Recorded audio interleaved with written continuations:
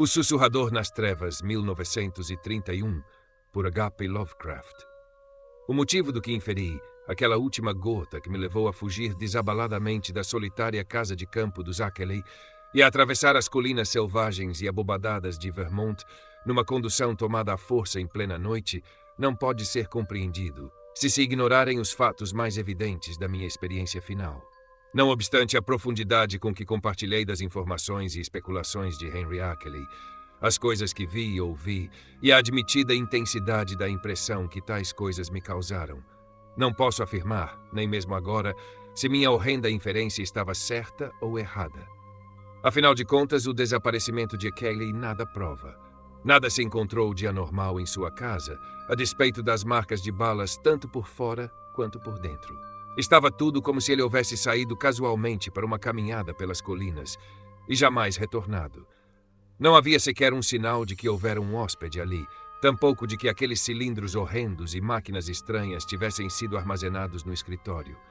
Que ele tivesse um medo mortal das colinas verdejantes e povoadas e da infinita serpentina de riachos entre os quais nascera e fora criado, nada significa.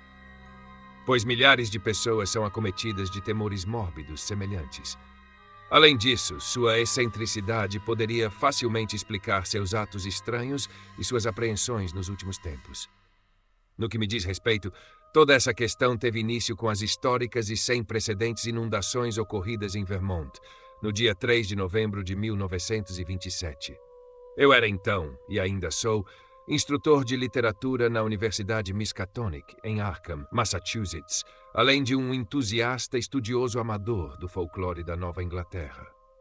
Logo após a inundação, em meio às várias reportagens sobre privações, sofrimento e esforços de socorro organizado que abarrotavam a imprensa, começaram a surgir certas histórias estranhas acerca de coisas encontradas boiando em alguns dos rios transbordantes. De modo que muitos de meus amigos se engajaram em discussões curiosas e apelaram a mim para lançar alguma luz sobre o assunto. Senti-me lisonjeado por ver meu estudo folclórico levado tão a sério e fiz o possível para minimizar os relatos selvagens e vagos que claramente pareciam brotar de antigas superstições rústicas. Divertia-me ver várias pessoas instruídas insistirem que algum extrato de fato obscuro e distorcido poderia estar por trás daqueles rumores. As histórias que me chegaram foram quase todas recortadas de jornais, embora uma delas tenha vindo por via oral, relatada a um amigo meu numa carta enviada por sua mãe em Hardwick, Vermont. O tipo de coisa descrita era essencialmente o mesmo em todos os casos, embora parecesse haver 3 ocorrências distintas. Uma ligada ao rio Winooski, nas proximidades de Montpelier, outra ao rio West, no condado de Windham, além de Newfane, e a terceira centrada no Passumpsic, no condado de Caledonia, acima de Lyndonville. Naturalmente, diversos relatos esparsos mencionavam outros casos, mas ao serem analisados, todos pareciam reduzir-se a essas 3 situações. Em cada uma delas, camponeses relataram ter visto um ou mais objetos extremamente bizarros e perturbadores nas águas impetuosas que desciam das colinas inóspitas, e havia uma tendência generalizada em relacionar essas visões com um ciclo primitivo e quase esquecido de lendas sussurradas, que os mais velhos traziam de volta à tona por ocasião dos acontecimentos. O que as pessoas acreditavam ter visto eram formas orgânicas, distintas de tudo o que já haviam testemunhado. Naturalmente, muitos corpos humanos foram arrastados pelas águas durante aquele período trágico, mas os que descreveram tais formas estranhas afirmaram com veemência que elas não eram humanas, apesar de certa semelhança superficial no porte e na silhueta geral. Tampouco, diziam as testemunhas, poderiam ser de qualquer animal conhecido em Vermont. Eram criaturas rosadas com cerca de 5 pés de comprimento. Possuíam corpos crustáceos, dotados de vastos pares de nadadeiras dorsais ou asas membranosas, várias séries de membros articulados e uma espécie de elipsoide convoluto coberto por uma multidão de curtíssimas antenas, no lugar onde normalmente se encontraria uma cabeça. Era realmente notável o grau de concordância entre os relatos de diferentes fontes, embora tal maravilhamento se atenuasse diante do fato de que as velhas lendas, outrora difundidas por todo o interior montanhoso, ofereciam uma imagem mórbida e vívida que bem poderia ter colorido a imaginação de todas as testemunhas envolvidas. Concluí que tais pessoas, em todos os casos, camponeses simples e ingênuos, haviam vislumbrado os corpos dilacerados e inchados de seres humanos ou animais de criação nas águas turbulentas, e que o folclore meio esquecido lhes conferira atributos fantásticos. O folclore ancestral, embora nebuloso, evasivo e em grande parte esquecido pela geração atual, possuía um caráter singularíssimo, refletindo com evidência a influência de narrativas indígenas ainda mais remotas. Eu o conhecia bem, ainda que jamais houvesse estado em Vermont, graças à raríssima monografia de Eli Davenport, que reúne material oralmente colhido antes de 1839 entre os anciãos do estado. Esse material, ademais, coincidia estreitamente com histórias que eu próprio ouvira de camponeses idosos nas montanhas de New Hampshire. Resumidamente, as lendas aludiam a uma raça oculta de seres monstruosos que se escondia em alguma parte das colinas mais remotas, nos ermos bosques dos cumes mais altos e nos vales escuros onde os riachos brotam de fontes desconhecidas. Raramente eram avistadas tais criaturas. Mas sinais de sua presença eram relatados por aqueles que ousavam subir mais que o habitual pelas encostas de certas montanhas ou adentrar certos desfiladeiros fundos e de flancos íngremes, evitados até pelos lobos. Havia pegadas ou marcas de garras peculiares nas margens lamacentas dos córregos e nos trechos estéreis, além de círculos curiosos de pedras com a relva ao redor desgastada, os quais não pareciam ter sido colocados ou formados inteiramente pela natureza. Encontravam-se também certas cavernas de profundidade incerta nas encostas, cujas entradas eram obstruídas por rochedos de maneira pouco acidental, e em torno das quais se registrava mais do que a média de pegadas estranhas indo e vindo, se é que a direção de tais marcas pudesse ser estimada com justiça. E o pior de tudo, eram as coisas que raramente haviam sido vistas por pessoas aventureiras, ao crepúsculo, nos vales mais remotos e nos bosques densos e perpendiculares, situados acima dos limites normais da escalada. Seria menos desconfortável se os relatos esparsos dessas aparições não coincidissem tão bem. Como era, quase todos os rumores apresentavam diversos pontos em comum. Afirmavam que as criaturas eram uma espécie de caranguejo gigantesco, de cor vermelho clara, com muitos pares de pernas e duas grandes asas, semelhantes às de morcego no meio das costas. Às vezes caminhavam com todas as pernas, e às vezes apenas com o par traseiro, usando os demais membros para transportar grandes objetos de natureza indeterminada. Certa vez foram vistas em número considerável, avançando por um raso leito florestal de riacho, em formação disciplinada, 3 a par. Em outra ocasião, uma delas foi observada em voo, lançando-se do alto de uma colina calva e solitária durante a noite e desaparecendo no céu, após ter suas grandes asas, em pleno movimento, silhuetadas por um instante contra a lua cheia. Esses seres pareciam, em geral, dispostos a deixar a humanidade em paz, embora fossem por vezes responsabilizados pelo desaparecimento de indivíduos aventureiros. Sobretudo aqueles que construíam moradias muito próximas a certos vales ou em altitudes excessivas em certas montanhas. Muitos locais passaram a ser considerados impróprios para assentamento, e tal sentimento persistia muito depois de esquecidas as causas originais. As pessoas lançavam olhares apreensivos a certos precipícios montanhosos vizinhos, mesmo sem recordar quantos colonos haviam desaparecido e quantas casas haviam sido consumidas pelo fogo nas encostas inferiores daquelas sentinelas verdes e severas. Contudo, se nas lendas mais antigas as criaturas pareciam hostis apenas aos que invadiam sua privacidade, nos relatos posteriores surgiam indícios de sua curiosidade em relação aos homens, bem como tentativas de estabelecer postos secretos no mundo humano. Falava-se em marcas de garras junto às janelas das fazendas, vistas ao amanhecer, e em desaparecimentos ocasionais em regiões fora das zonas manifestamente assombradas.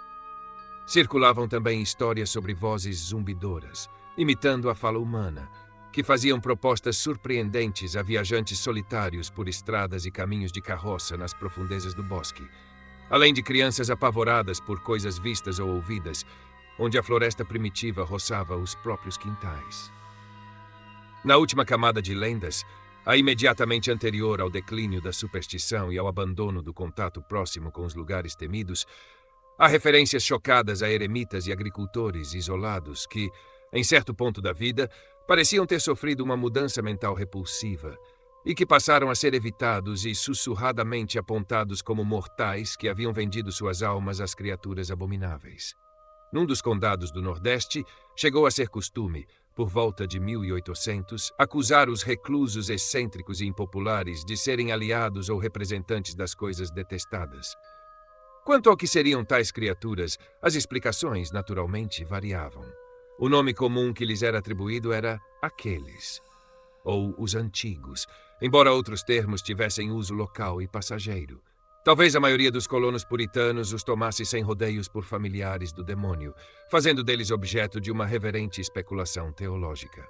Aqueles cuja herança incluía a lenda céltica, principalmente o contingente escocês-irlandês de New Hampshire e seus parentes que haviam se estabelecido em Vermont, mediante as concessões coloniais do governador Wentworth, ligavam-nos vagamente às fadas malignas e aos pequenos seres charcos e dos círculos de pedras, protegendo-se com fragmentos de encantamentos transmitidos através de muitas gerações.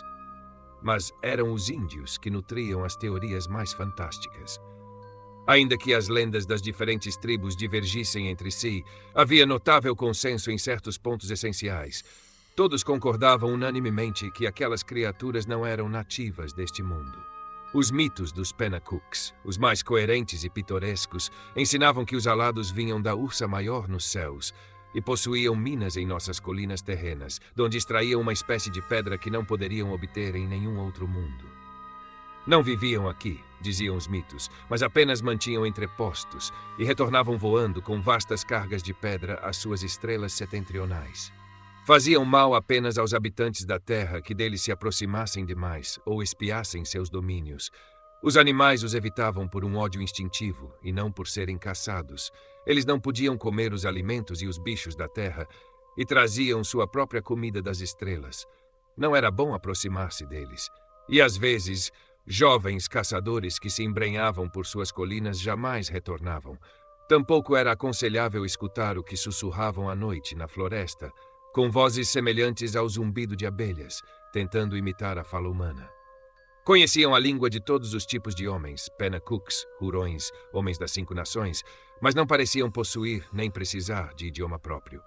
Falavam com suas cabeças, que mudavam de cor de diferentes maneiras para significar coisas diversas. Toda essa tradição, é claro, tanto branca quanto indígena, extinguiu-se ao longo do século XIX, salvo por ocasionais surtos de atavismo. Os modos dos habitantes de Vermont tornaram-se fixos, e uma vez estabelecidos seus caminhos e moradas de acordo com certo plano definido, lembravam-se cada vez menos dos temores e evitações que haviam ditado tal plano, ou mesmo de que houvera temores e evitações. A maioria simplesmente sabia que certas regiões montanhosas eram consideradas altamente insalubres, improdutivas e, em geral, mal afortunadas para se viver, e que quanto mais se afastassem delas, melhor seria. Com o tempo, os sulcos do costume e do interesse econômico tornaram-se tão profundamente talhados nas regiões aprovadas que já não havia razão alguma para delas se afastar, e os montes assombrados foram deixados ao abandono mais por acaso que por desígnio. Salvo em raros sustos locais, somente avós sonhadoras e nonagenários nostálgicos murmuravam sobre seres que habitavam tais colinas.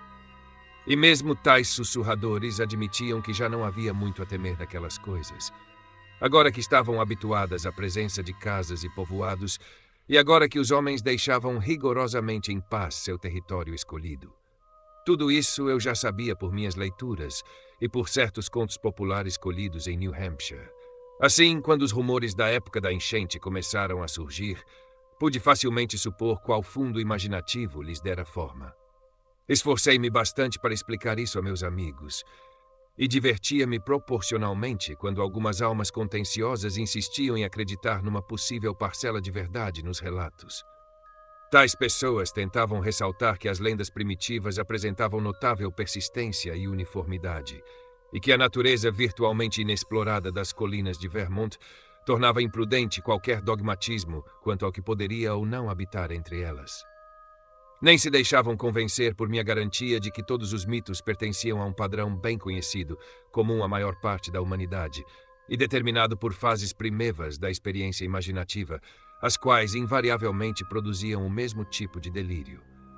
Era inútil demonstrar a tais oponentes que os mitos de Vermont pouco diferiam, em essência, daquelas lendas universais de personificação natural, que povoaram o mundo antigo de faunos, dríades e sátiros. Sugeriram os Calicanzaroi da Grécia moderna e deram às regiões selvagens de Gales e da Irlanda seus obscuros indícios de estranhas, pequenas e terríveis raças ocultas de trogloditas e escavadores. Inútil também apontar a ainda mais assombrosa semelhança com a crença das tribos montanhesas nepalesas nos temidos Migo, ou Homens das Neves Abomináveis, que se ocultam horrendamente entre os píncaros de gelo e rocha dos cumes himalaicos. Quando apresentei tais evidências, meus opositores as voltaram contra mim, alegando que deviam implicar certa historicidade real para os contos antigos, que deviam atestar a existência factual de alguma raça ancestral e estranha da Terra, forçada a ocultar-se após o advento e domínio do homem, a qual bem poderia ter sobrevivido em número reduzido até tempos relativamente recentes, ou mesmo até o presente. Quanto mais eu zombava de tais teorias, mais esses amigos teimosos as reiteravam, acrescentando que, mesmo sem o respaldo da tradição, os relatos recentes eram demasiado claros, coerentes, detalhados e narrados com sobriedade prosaica para serem completamente ignorados. 2 ou 3 fanáticos extremados chegaram ao ponto de sugerir significados possíveis nas antigas histórias indígenas que conferiam às criaturas um caráter não terrestre, citando os livros extravagantes de Charles Fort, com suas alegações de que viajantes de outros mundos e do espaço sideral teriam frequentemente visitado a Terra. A maioria de meus opositores, contudo, não passava de românticos obstinados, que insistiam em transferir à vida real o fantástico saber sobre pequenos seres ocultos, tornado popular pela magnífica ficção de horror de Arthur Machen. Como seria apenas natural nas circunstâncias, esse picante debate acabou vindo a lume na forma de cartas ao Arkham Advertiser, algumas das quais foram copiadas pela imprensa das regiões de Vermont, de onde provinham as histórias da cheia. O Rutland Herald dedicou meia página a excertos das cartas de ambos os lados, ao passo que o Brattleboro Reformer reimprimiu por inteiro um dos meus longos resumos históricos e mitológicos, com alguns comentários do ponderado colunista Pendrifter, que apoiava e aplaudia minhas conclusões céticas. Pela primavera de 1928, eu era quase uma figura conhecida em Vermont, não obstante o fato de jamais ter posto os pés naquele estado. Foi então que chegaram as desafiadoras cartas de Henry Ackley, as quais me impressionaram profundamente e que me levaram, pela primeira e última vez, àquele fascinante domínio de escarpas verdejantes e apertadas e de murmurantes cursos d'água florestais.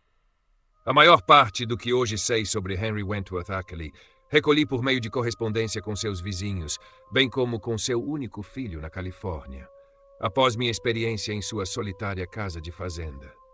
Descobri, assim, que ele era o último representante, em sua terra natal, de uma longa linhagem localmente ilustre, de juristas, administradores e cavalheiros agricultores. Nele, contudo, a vocação da família desviara-se das lides práticas rumo ao puro saber, de modo que fora um notável estudioso de matemática, astronomia, biologia, antropologia e folclore na Universidade de Vermont. Jamais ouvira falar dele anteriormente, e ele não se detinha em muitos detalhes autobiográficos em suas comunicações. Mas, desde o princípio, percebi que se tratava de um homem de caráter, instrução e inteligência, ainda que um recluso com muito pouca sofisticação mundana. Apesar da natureza inacreditável do que afirmava, não pude evitar levá-lo mais a sério do que a qualquer outro dos desafiadores das minhas convicções.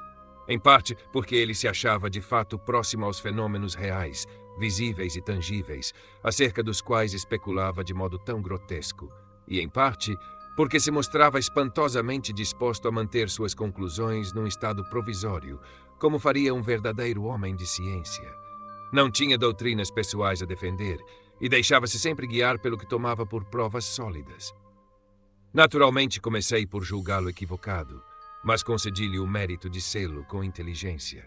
E, em momento algum, imitei certos de seus amigos que atribuíram suas ideias e seu temor das colinas verdejantes e solitárias à loucura.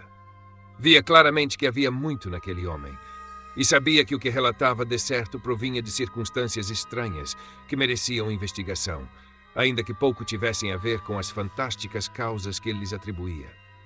Mais tarde recebi dele certas provas materiais que colocaram a questão sob um prisma algo diferente e desconcertantemente bizarro. Nada posso fazer melhor do que transcrever na íntegra, na medida do possível, a longa carta em que a Kelly se apresentou e que constituiu um marco tão importante na história da minha própria vida intelectual. Já não a tenho em meu poder, mas minha memória conserva quase cada palavra de sua portentosa mensagem, e torno a afirmar minha confiança na sanidade do homem que a escreveu. Eis o texto. Um texto que me chegou na letra apertada e de aspecto arcaico de alguém que evidentemente não convivia muito com o mundo durante sua vida sedada e erudita. RFD número 2, Townshend, Condado de Windham, Vermont, 5 de maio de 1928. Albert N. Wilmarth, Score 118, Rua Saltonstall, Arkham, Massachusetts. Prezado senhor, li com grande interesse a reimpressão, de 23 de abril de 1928, feita pelo Brattleboro Reformer, de sua carta acerca das recentes histórias sobre corpos estranhos, vistos a boiar em nossos cursos d'água em cheia no último outono, e sobre o curioso folclore com o qual tão bem se coadunam. É fácil entender por que um forasteiro adotaria a posição que o senhor adota, e até mesmo porque o Pendrifter concorda consigo. Essa é a atitude geralmente tomada por pessoas instruídas, tanto dentro quanto fora de Vermont. E era também a minha própria, em minha juventude. Tenho agora 57 anos. Antes que meus estudos, tanto gerais quanto da obra de Davenport, me levassem a fazer certas explorações em partes das colinas da região, raramente visitadas. Fui levado a tais estudos pelas velhas histórias esquisitas que costumava ouvir de agricultores idosos, dos mais ignorantes. Mas agora, gostaria de haver deixado o assunto em paz. Posso dizer, com a devida modéstia, que o tema da antropologia e do folclore não me é de modo algum estranho. Estudei bastante sobre isso na universidade e sou familiarizado com a maioria dos autores de referência. Tyler, Lubbock, Fraser, Quatrefages, Murray, Osborne, Keith, Bull, G. Elliott Smith e outros mais. Não é novidade para mim que histórias sobre raças ocultas são tão antigas quanto a própria humanidade. Vi as reimpressões das cartas do senhor e de seus opositores no Rutland Herald e creio ter uma ideia razoável de como anda a controvérsia no presente momento. O que desejo dizer agora é que receio que seus adversários estejam mais próximos da verdade do que o senhor. Ainda que toda a razão pareça estar do seu lado, estão mais próximos do que eles próprios imaginam, pois naturalmente se baseiam apenas em teoria e não podem saber o que eu sei. Se eu soubesse tão pouco do assunto quanto eles, não me julgaria justificado em crer como creem. Estaria inteiramente ao seu lado. O senhor pode ver que estou tendo dificuldades em chegar ao ponto, provavelmente porque de fato temo chegar a ele. Mas o cerne da questão é que possuo certas evidências de que criaturas monstruosas vivem sim nos bosques das altas colinas que ninguém visita. Não vi nenhuma das criaturas boiando nos rios, como foi noticiado, mas vi seres semelhantes em circunstâncias que me aterroriza repetir. Vi pegadas. E mais recentemente vi essas pegadas em locais mais próximos de minha própria casa. Vivo na velha propriedade dos Ackley, ao sul da vila de Townshend, no flanco do Monte Escuro, do que ouso lhe contar, por ora. E ouvi vozes na floresta, em certos pontos, que não ousarei sequer começar a descrever no papel. Num local, ouvi-as com tanta frequência, que levei para lá um fonógrafo com um acessório de ditafone e um cilindro de cera, e tentarei providenciar para que o senhor possa ouvir a gravação que obtive. Já a reproduzi para alguns dos velhos daqui da região, e uma das vozes quase os fez cair duros de susto, tal a semelhança com certa voz. Aquela voz zumbidora na floresta, mencionada por Davenport, da qual suas avós lhes contavam e que imitavam para eles. Sei bem o que a maioria pensa de um homem que diz ouvir vozes. Mas antes de tirar conclusões, apenas ouça esta gravação e pergunte a alguns dos velhos da mata o que pensam dela. Se o senhor conseguir explicá-la de forma natural, muito bem. Mas há de haver algo por trás disso. Eis nihilo nihil fit, como se diz. Ora, meu objetivo ao escrever-lhe não é começar uma polêmica, mas fornecer-lhe uma informação que creio que um homem com seus interesses achará profundamente interessante. Isto é, confidencial. Publicamente estou do seu lado, pois certas coisas me mostram que não convém que as pessoas saibam demais sobre tais assuntos. Meus próprios estudos são agora inteiramente privados. E não cogitaria dizer coisa alguma que chamasse a atenção das pessoas e as levasse a visitar os lugares que tenho explorado. É verdade, terrivelmente verdade, que há criaturas não humanas nos espreitando o tempo todo, com espiões entre nós, colhendo informações. Foi por meio de um homem miserável que, caso fosse são, como acredito que fosse, era um desses espiões, que obtive grande parte das pistas que possuo sobre o caso. Mais tarde, ele se suicidou.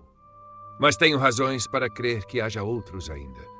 O que sei é que vem de outro planeta, podendo viver no espaço interestelar e voar por ele em asas poderosamente desajeitadas, que resistem ao éter. Mas são pobres em manobrabilidade para lhe servir de auxílio na Terra. Contar-lhe-ei mais sobre isso depois, se não me descartar de imediato como um lunático. Eles vêm aqui para extrair metais de minas que penetram profundamente sob as colinas. E creio saber de onde procedem.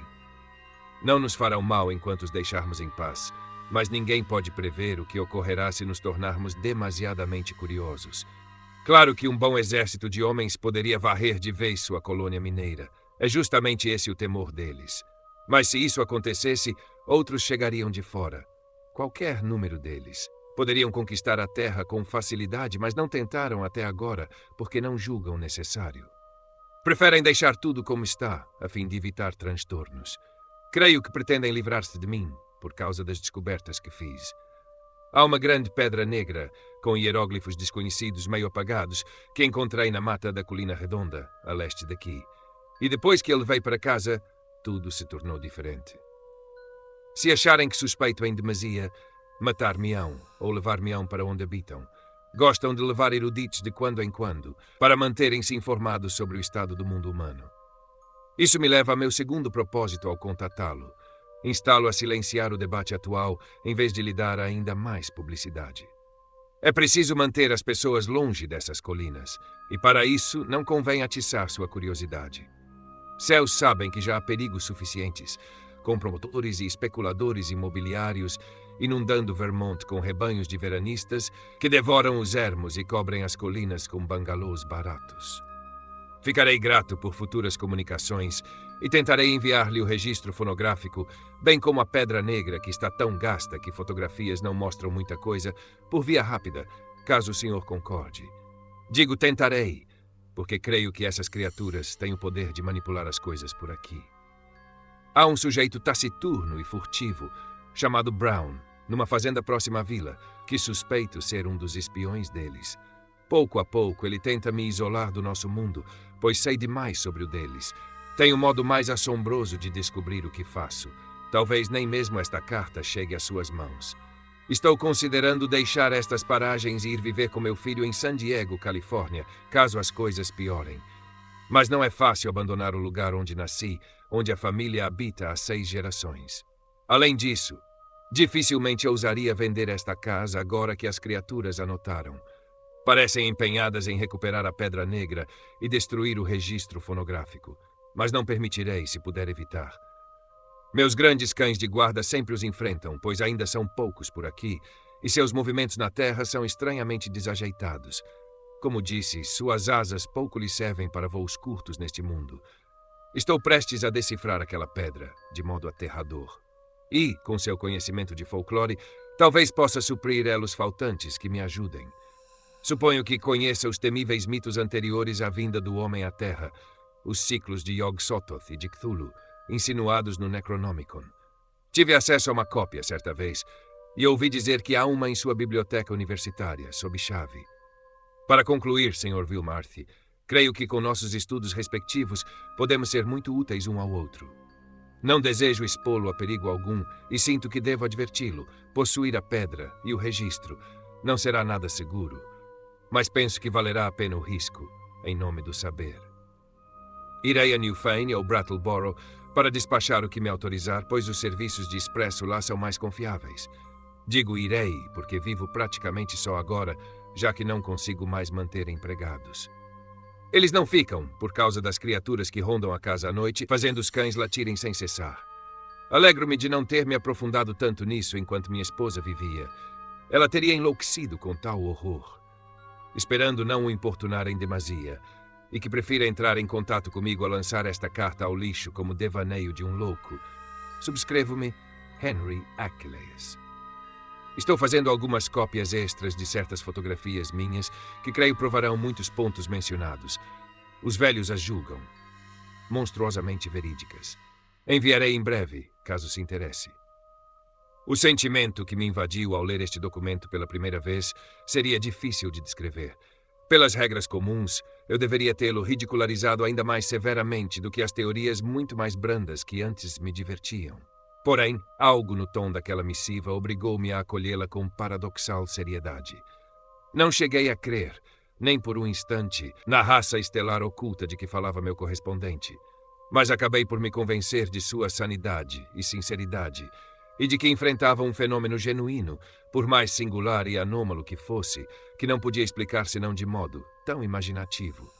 Por um lado, não podia ser como ele supunha. Por outro, não deixava de merecer investigação.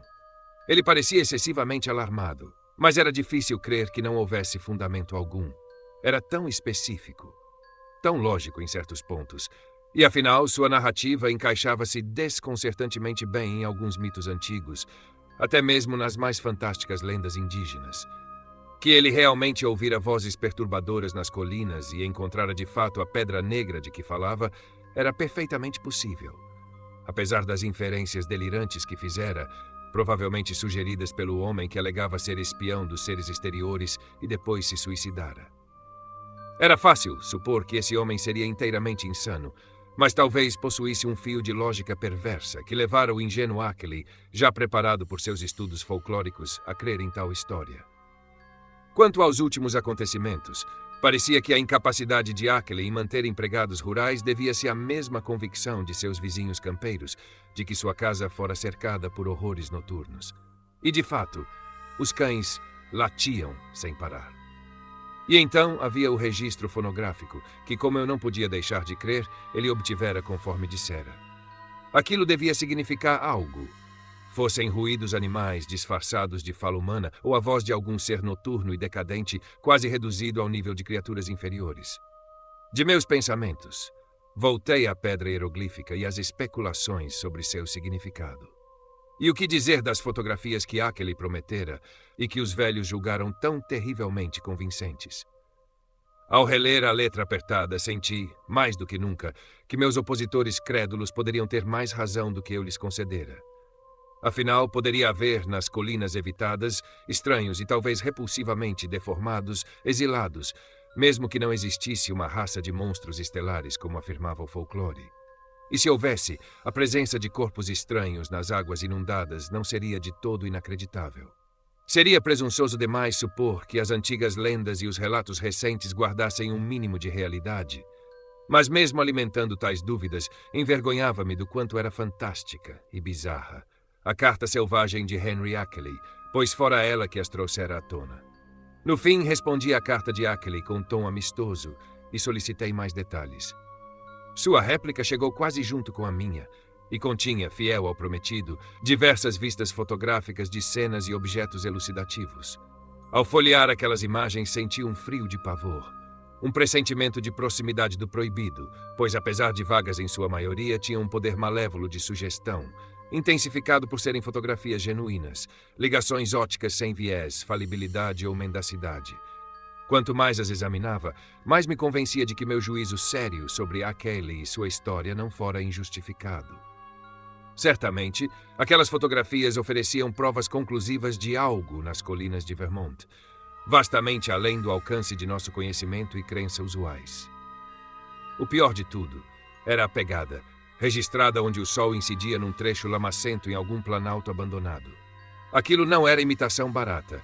Vi logo que as pedras e lâminas de capim nitidamente definidas no campo visual forneciam escala exata e tornavam impossível qualquer truque de exposição dupla. Chamei aquilo de pegada, mas marca de garra seria termo mais justo. Ainda hoje mal consigo descrevê-la, senão dizendo que era horrivelmente semelhante a um casco de caranguejo e que parecia haver dúvida quanto à sua direção. Não era um sulco muito profundo, nem recente, mas tinha cerca do tamanho do pé médio de um homem. De uma almofada central, pares de tenazes serrilhadas projetavam-se em direções opostas, completamente enigmáticas em sua função.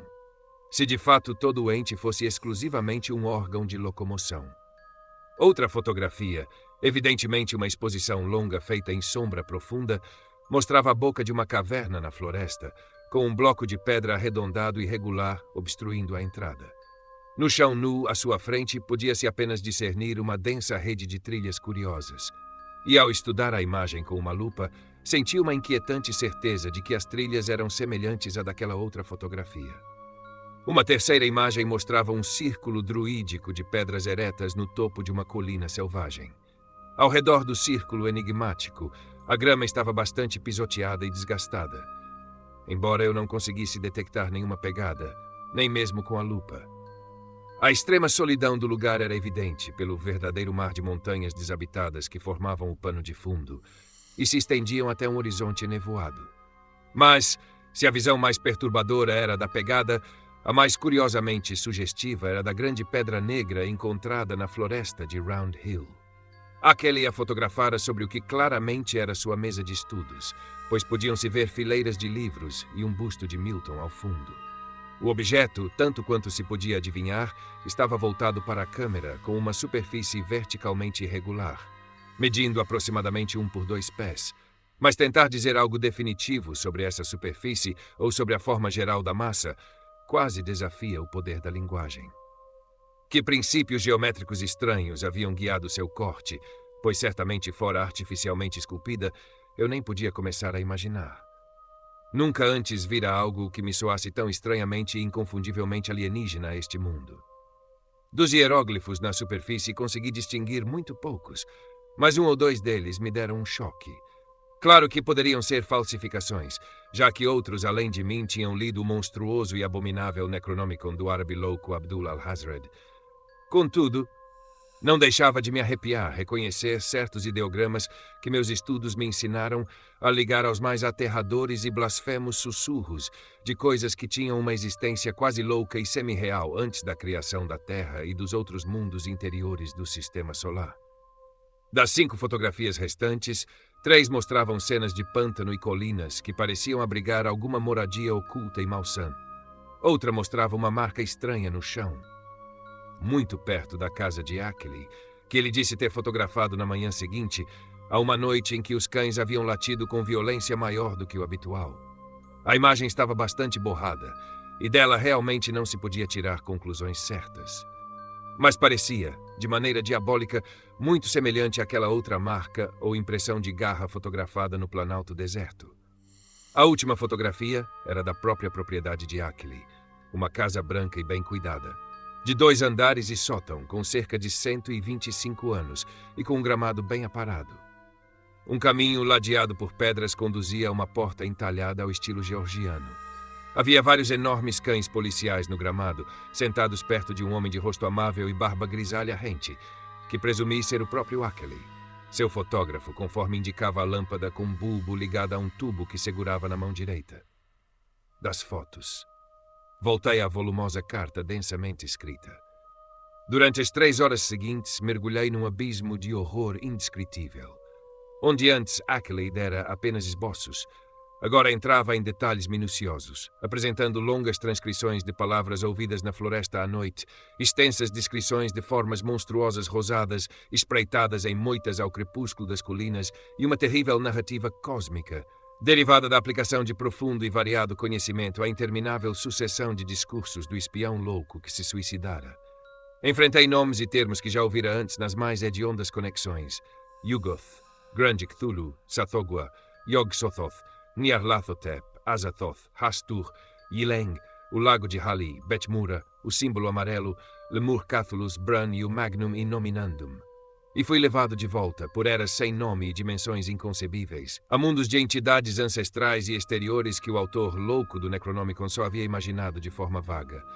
Fui informado sobre as fossas da vida primal e dos riachos que dali jorravam, e finalmente sobre o pequeno regato que de um desses riachos se enredara com o destino de nossa própria terra.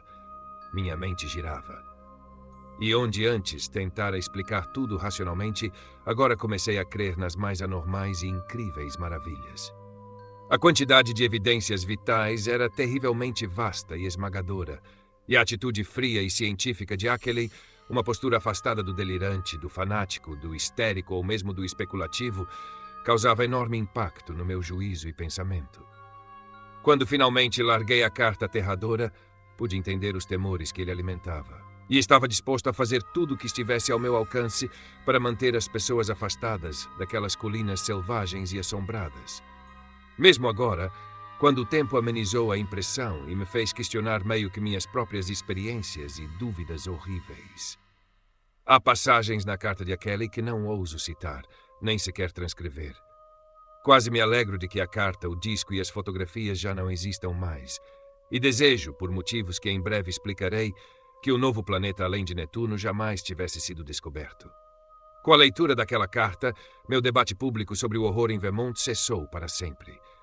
As contestações dos adversários ficaram sem resposta ou foram adiadas com promessas, e a controvérsia caiu no esquecimento.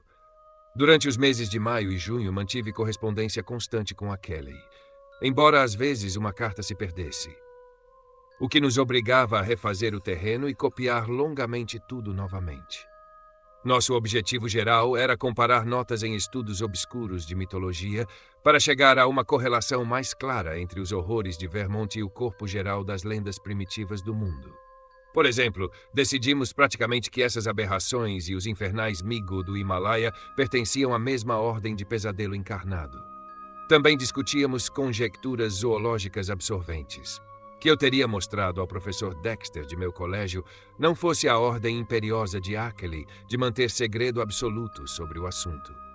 Se agora desobedeço a essa ordem, é somente porque creio que neste estágio, um aviso sobre aquelas colinas distantes de Vermont e sobre os picos himalaios que exploradores ousados estão cada vez mais determinados a escalar, é mais útil para a segurança pública do que o silêncio.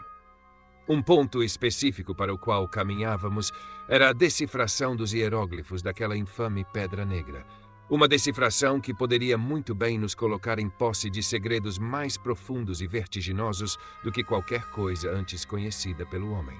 Perto do fim de junho chegou o disco fonográfico, enviado de Brattleboro, pois Ackley não confiava nas condições da linha secundária ao norte dali.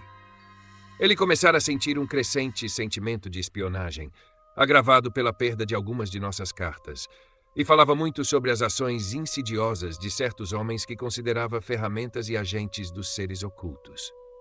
Principalmente suspeitava do mal-humorado fazendeiro Walter Brown, que vivia sozinho numa propriedade deteriorada na encosta próxima às florestas profundas, e que frequentemente era visto vagando por cantos em Brattleboro, Bellows Falls, Newfane e South Londonderry, de maneira inexplicável e aparentemente sem motivo. A voz de Brown, ele estava convencido, era uma daquelas que ouvira numa certa ocasião numa conversa muito terrível. E certa vez encontrara uma pegada ou marca de garra perto da casa de Brown, que poderia ter o significado mais ominoso. Estava curiosamente próxima a algumas das próprias pegadas de Brown, pegadas que se dirigiam para ela.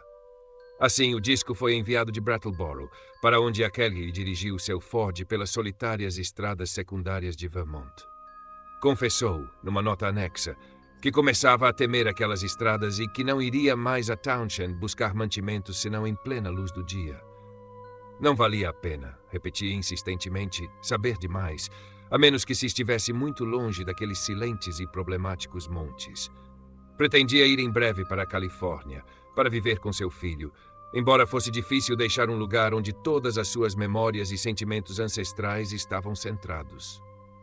Antes de testar o disco na máquina comercial que eu havia tomado emprestada do prédio da administração da faculdade, revi cuidadosamente todo o material explicativo nas diversas cartas de Ackley. Ele dissera que aquele registro fora obtido por volta da 1h da madrugada do 1º de maio de 1915, perto da boca fechada de uma caverna, onde o lado oeste arborizado do Monte Escuro se eleva sobre o pântano de Lee. O lugar sempre fora especialmente atormentado por vozes estranhas. Por isso levara o fonógrafo, o ditafone e um cilindro em branco, esperando resultados. Experiências anteriores indicavam que a véspera de maio, a horrenda noite do sabbat subterrâneo da lenda europeia, provavelmente seria mais produtiva que qualquer outra data, e ele não se decepcionou. É notável, porém, que nunca mais ouvira vozes naquele exato ponto. Diferente da maioria das vozes captadas na floresta, o conteúdo do disco era quase ritualístico e incluía uma voz claramente humana que a Kelly jamais conseguira identificar. Não era a de Brown, mas parecia ser a de um homem mais culto. A segunda voz, contudo, era o verdadeiro cerne da questão, pois era o maldito zumbido que não tinha semelhança alguma com a humanidade, apesar das palavras humanas que proferia em bom inglês e sotaque acadêmico. O fonógrafo e o ditafone não funcionaram perfeitamente, e estavam em grande desvantagem devido à natureza remota e abafada do ritual captado. Assim, o discurso registrado era muito fragmentário. A Kelly me entregara uma transcrição do que acreditava serem as palavras faladas, e eu a revisei enquanto preparava a máquina para o uso. O texto era obscuramente misterioso, mais do que abertamente horrível, embora o conhecimento de sua origem e modo de obtenção lhe conferisse todo o horror associativo que qualquer palavra poderia possuir. Apresento-o aqui na íntegra como me lembro, e estou bastante confiante de que o sei corretamente de cor, não só por ter lido a transcrição, mas por ter escutado o disco repetidas vezes. Não é algo que se esqueça facilmente. Voz humana masculina culta. É o Senhor das Florestas, até, e os dons dos homens de Leng. Assim dos poços da noite aos abismos do espaço, e dos abismos do espaço aos poços da noite, sempre os louvores do grande Cthulhu, de Tsathoggua, e daquele cujo nome não deve ser pronunciado. Sempre seus louvores e abundância ao bode negro das florestas. Ia, Shub-Niggurath, o bode com 1000 filhos. Shub-Niggurath, o bode negro das florestas com 1000 filhos. E aconteceu que o Senhor das Florestas, estando 7 e 9, descendo os degraus de Ônix, tributos para ele no Golfo, Azathoth, aquele de quem nos ensinaste maravilhas, nas asas da noite além do espaço, além do, para aquilo de que Yuggoth é o mais jovem filho, rolando sozinho no éter negro na borda. Saia entre os homens e encontre seus caminhos, para que aquele no Golfo possa saber. A Nyarlathotep, poderoso mensageiro, deve tudo ser revelado, e ele vestirá o semblante dos homens, a máscara de cera e o manto que oculta, e descerá do mundo dos 7 sóis para zombar. Athep, grande mensageiro, portador da estranha alegria a Yuggoth através do vazio, pai dos 1000 favoritos, caçador entre. Estas eram as palavras que eu deveria ouvir ao começar o fonógrafo. Foi com uma ponta de verdadeiro temor e relutância que pressionei a alavanca e ouvi o arranhar preliminar da ponta de safira. E me alegrei que as primeiras palavras, ainda que fracas e fragmentárias, fossem em voz humana. Uma voz suave, educada, que soava vagamente com sotaque bostoniano e certamente não de nenhum nativo das colinas de Vermont. Enquanto escutava aquela fraca reprodução, parecia encontrar a fala idêntica à transcrição cuidadosamente preparada por Kelly. Nela cantava-se naquela voz bostoniana suave, "Yeah, Shub-Niggurath, o bode com 1000 filhos." E então ouvi a outra voz. Até hoje me arrepia pensar retrospectivamente em como ela me atingiu, embora estivesse preparado pelos relatos de Kelly. Aqueles a quem descrevi o disco depois professam ver apenas fraude barata ou loucura. Mas se tivessem ouvido a maldita coisa em si, ou lido a maior parte da correspondência de Kelly, especialmente a terrível e enciclopédica segunda carta, sei que pensariam diferente. É, afinal, uma grande pena que eu não tenha desobedecido a Kelly e tocado o disco para outros. Também é uma grande pena que todas as suas cartas tenham se perdido. Para mim, com minha impressão direta dos sons reais e com meu conhecimento do contexto e das circunstâncias, aquela voz era monstruosa. Seguia rapidamente a voz humana em resposta ritualística, mas, na minha imaginação, era um eco mórbido voando por abismos inimagináveis de infernos exteriores inimagináveis. Já fazem mais de 2 anos desde que toquei aquele cilindro blasfemo de cera, mas neste momento e em todos os outros, ainda posso ouvir aquele zumbido fraco e diabólico como na primeira vez em que o ouvi. Shub-Niggurath, o bode negro das florestas com 1000 filhos. Mas, embora aquela voz esteja sempre nos meus ouvidos, ainda não consegui analisá-la suficientemente para uma descrição gráfica. Era como o zumbido de um inseto repugnante e gigantesco, moldado pesadamente em fala articulada de uma espécie alienígena. E tenho absoluta certeza de que os órgãos que a produziam não podiam ter nenhuma semelhança com órgãos vocais humanos, ou mesmo com os de qualquer mamífero. Havia singularidades no timbre, no alcance, nos harmônicos, que colocavam esse fenômeno totalmente fora da esfera da humanidade e da vida terrestre. Sua aparição súbita naquela primeira vez quase me atordoou, e ouvi o resto do disco numa espécie de transe abstrato. Quando veio o trecho mais longo do zumbido, houve uma aguda intensificação daquela sensação de blasfêmia infinita que me atingira no trecho mais curto e anterior. Finalmente, o disco terminou abruptamente, durante uma fala incomumente clara da voz humana bostoniana.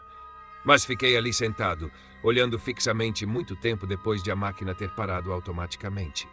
Não preciso nem dizer que reproduzi aquele registro chocante muitas outras vezes e que empreendi exaustivas tentativas de análise e comentário ao comparar notas com aquele. Seria tanto inútil quanto perturbador repetir aqui tudo quanto concluímos. Mas posso insinuar que concordamos em acreditar ter encontrado uma pista para a origem de alguns dos mais repulsivos costumes primordiais nas crípticas religiões arcaicas da humanidade. Parecia-nos também evidente que havia antigas e elaboradas alianças entre as ocultas criaturas exteriores e certos membros da raça humana. Quão extensas eram tais alianças e em que medida seu estado atual se compararia ao de eras anteriores, não tínhamos como adivinhar. Ainda assim, no melhor dos casos, havia espaço para uma quantidade ilimitada de horrorizada especulação. Parecia haver um vínculo terrível e imemorial, em diversos estágios definidos, entre o homem e o infinito inominável. As blasfêmias que surgiam na Terra, insinuava-se, vinham do sombrio planeta Yugoth, no limiar do sistema solar. Mas este era, por si só, apenas o povoado posto avançado de uma raça interestelar e medonha, cuja origem última devia residir muito além, até mesmo do contínuo espaço-tempo einsteiniano, ou do maior cosmo conhecido. Enquanto isso, prosseguíamos a discutir a Pedra Negra e a melhor maneira de levá-la até Arkham. Akeli julgava desaconselhável que eu visitasse no cenário de seus estudos de pesadelo. Por alguma razão, temia confiar o objeto a qualquer rota de transporte comum ou previsível. Sua ideia final foi levá-lo de carro através do condado até Bellows Falls e despachá-lo pelo sistema da Boston and Maine, passando por Keene, Winchendon e Fitchburg, mesmo que isso implicasse dirigir por estradas mais desertas e atravessadas por matas do que a rodovia principal até Brattleboro. Disse ter notado um homem rondando o escritório de encomendas em Brattleboro quando enviou o disco fonográfico. Um sujeito cujas ações e expressão estavam longe de ser tranquilizadoras. Esse homem parecera demasiado ansioso por conversar com os balconistas e embarcara no mesmo trem no qual o disco fora despachado.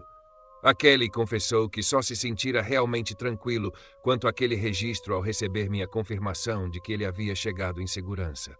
Por essa época, segunda semana de julho, mais uma carta minha se extraviou, como vinha saber por meio de uma comunicação ansiosa de Akeli. Depois disso, ele me instruiu a não mais lhe endereçar correspondência para Townshend, mas a enviá-la à lista geral dos Correios de Brattleboro, onde faria visitas frequentes, seja de carro, seja pela linha de ônibus motorizado que recentemente substituíra o serviço de passageiros da decadente ferrovia secundária. Eu percebia que ele estava cada vez mais inquieto, pois entrou em muitos detalhes sobre o aumento dos latidos dos cães nas noites sem luar e sobre as novas marcas de garras que às vezes encontrava na estrada e na lama dos fundos do seu quintal quando amanhecia.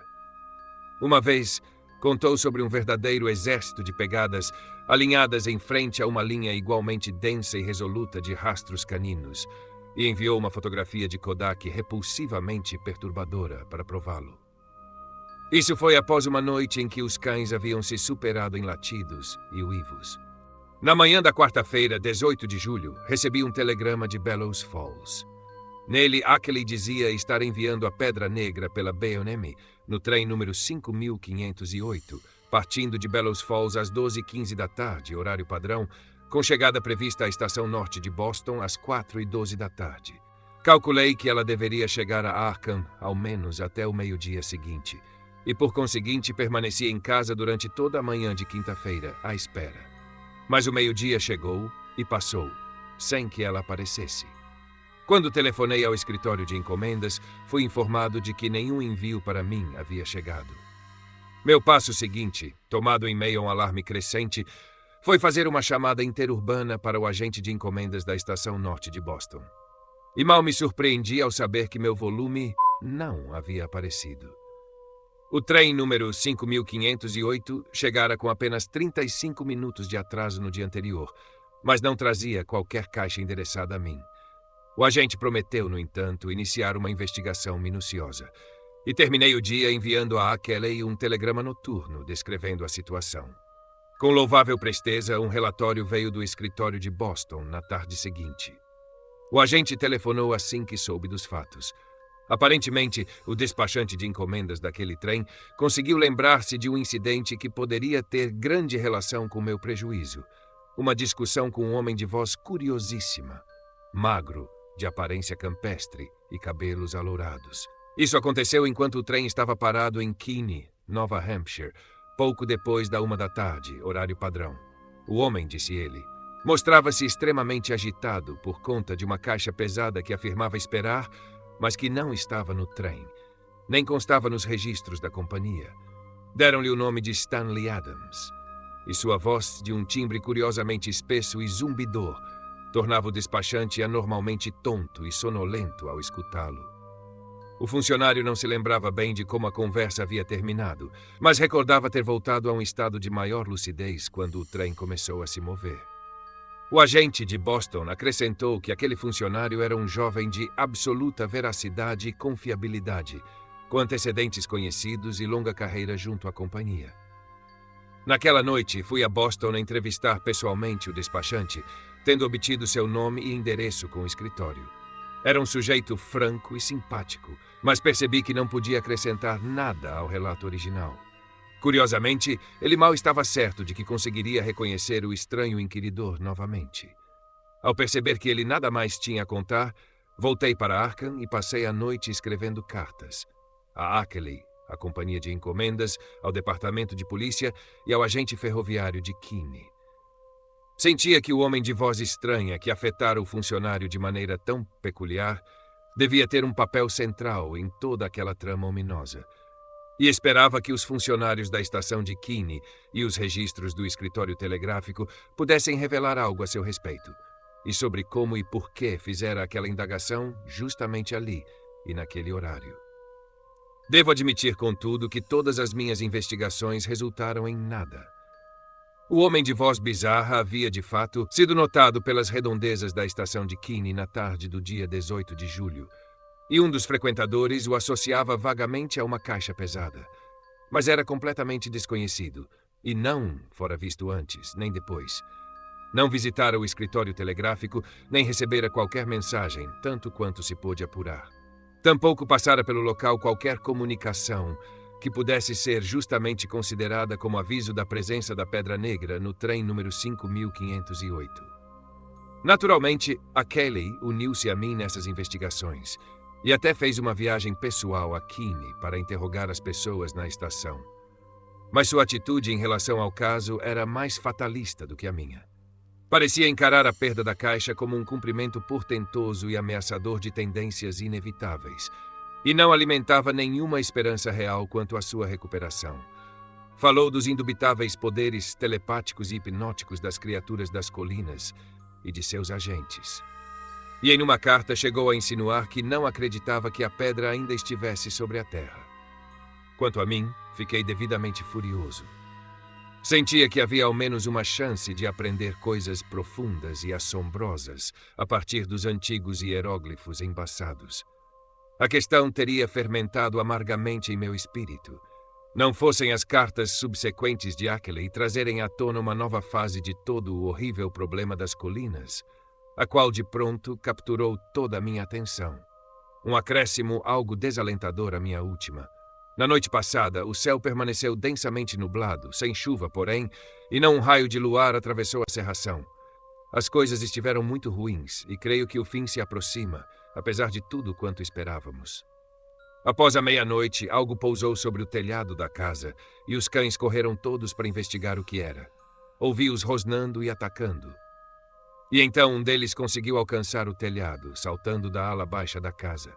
Travou-se ali uma luta terrível e ouvi um zumbido hediondo que jamais esquecerei. E então surgiu um fedor chocante.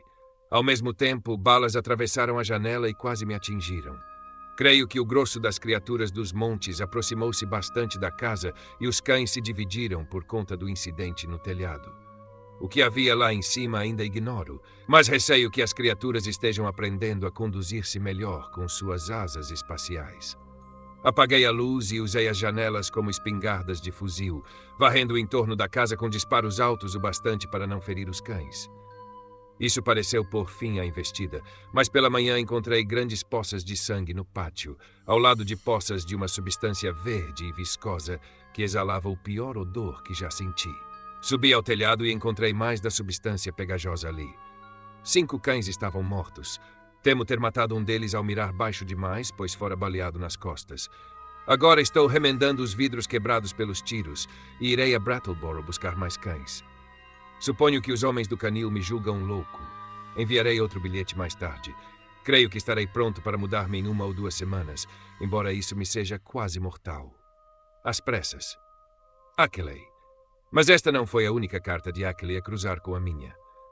Na manhã seguinte, 6 de setembro, chegou outra, desta feita um rabisco frenético que me abalou por completo e deixou-me sem saber que dizer ou fazer em seguida. Mais uma vez, nada posso fazer senão transcrever seu conteúdo o mais fielmente possível, conforme a memória me permite. Terça-feira. As nuvens não se dissiparam, sem luar outra vez, e a lua já se encontra em declínio, de todo modo. Eu mandaria instalar eletricidade na casa e colocar um holofote, se não soubesse que eles cortariam os cabos tão logo fossem reparados. Acho que estou enlouquecendo. É possível que tudo quanto lhe escrevi até agora tenha sido um sonho ou delírio. Já era ruim o bastante antes, mas agora é demais. Eles falaram comigo na noite passada, falaram naquela maldita voz zumbidora e contaram-me coisas que não ouso repetir-lhe.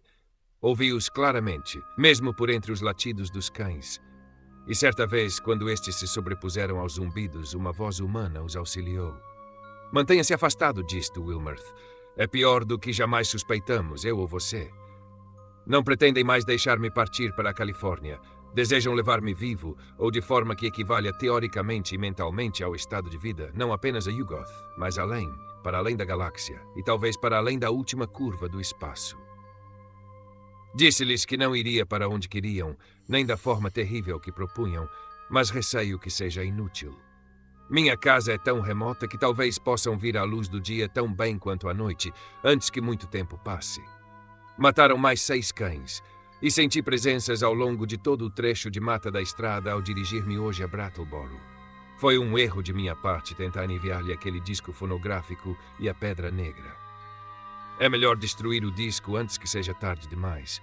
Enviar-lhe-ei outra linha amanhã, caso ainda esteja por aqui. Quisera poder arranjar um modo de levar meus livros e pertences a Brattleboro e hospedar-me ali. Fugiria sem levar nada, se pudesse. Mas algo em minha mente me detém. Consigo escapar até Brattleboro, onde presumivelmente estaria em segurança, mas sinto-me ali tão prisioneiro quanto nesta casa.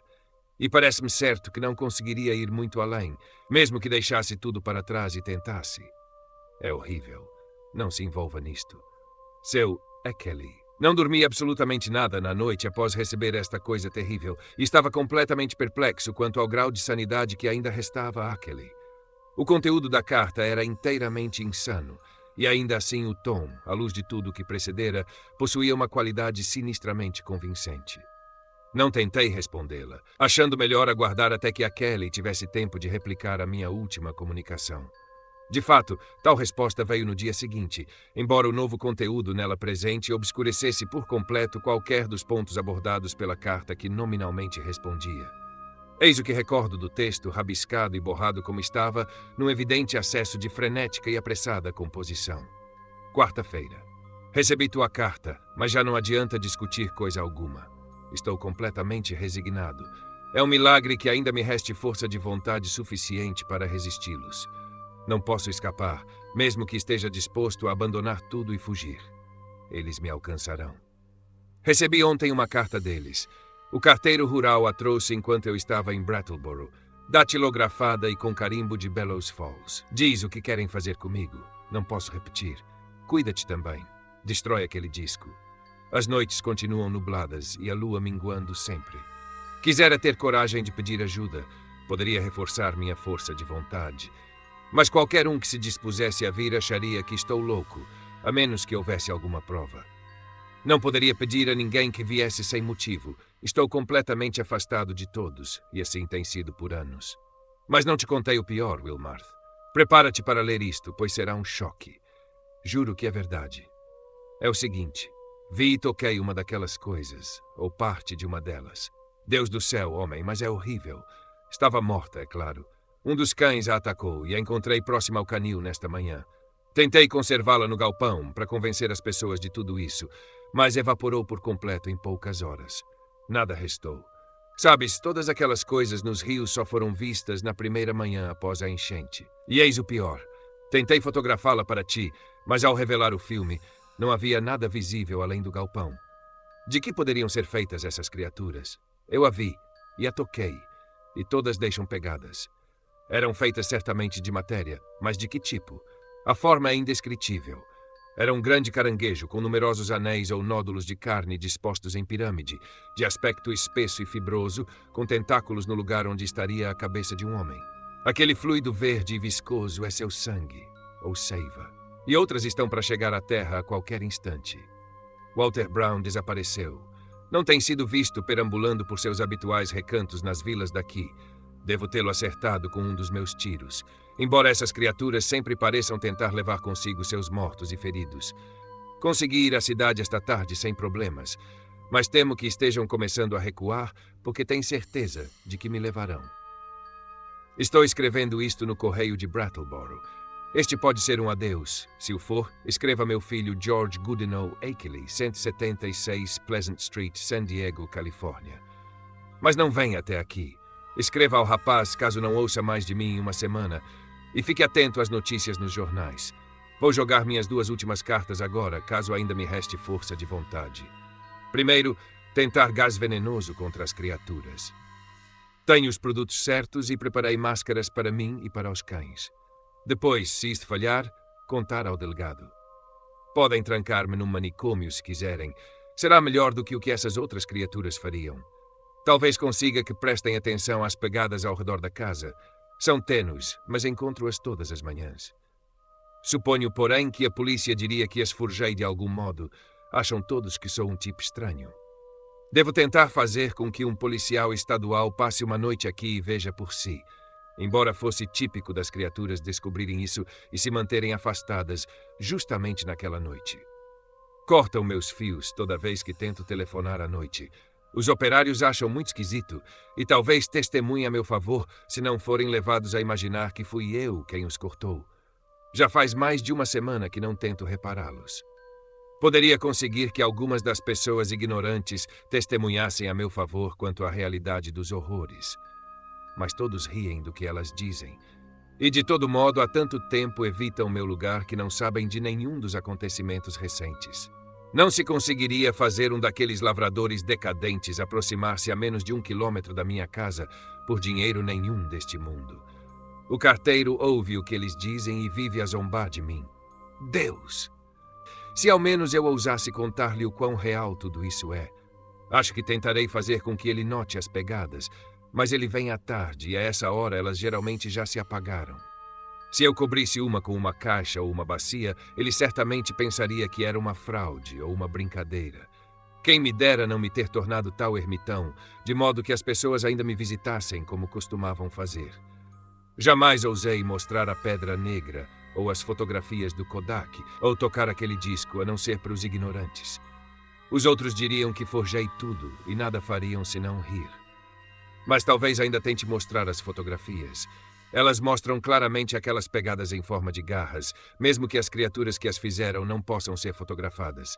Que pena que ninguém mais viu aquela coisa esta manhã, antes que ela se desfizesse. Mas não sei se me importo. Depois do que vivi, um manicômio é tão bom lugar quanto qualquer outro.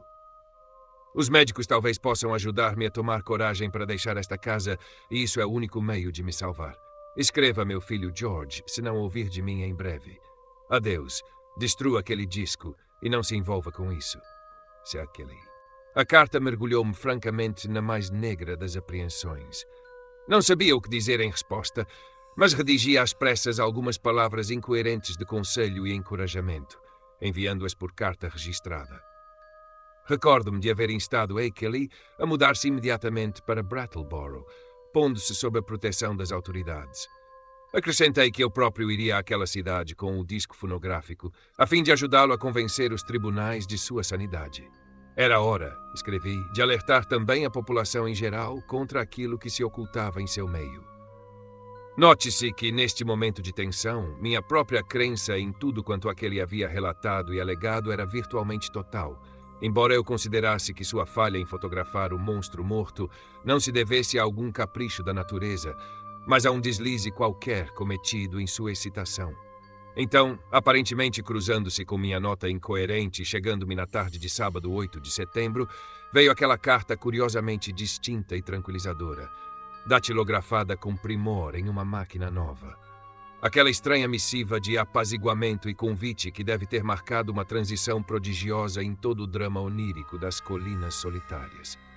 Mais uma vez citarei de memória, procurando, por motivos especiais, preservar o máximo possível do sabor estilístico. Estava carimbada em Bellows Falls, e tanto o corpo do texto quanto a assinatura estavam datilografados, como é comum entre principiantes na arte da datilografia.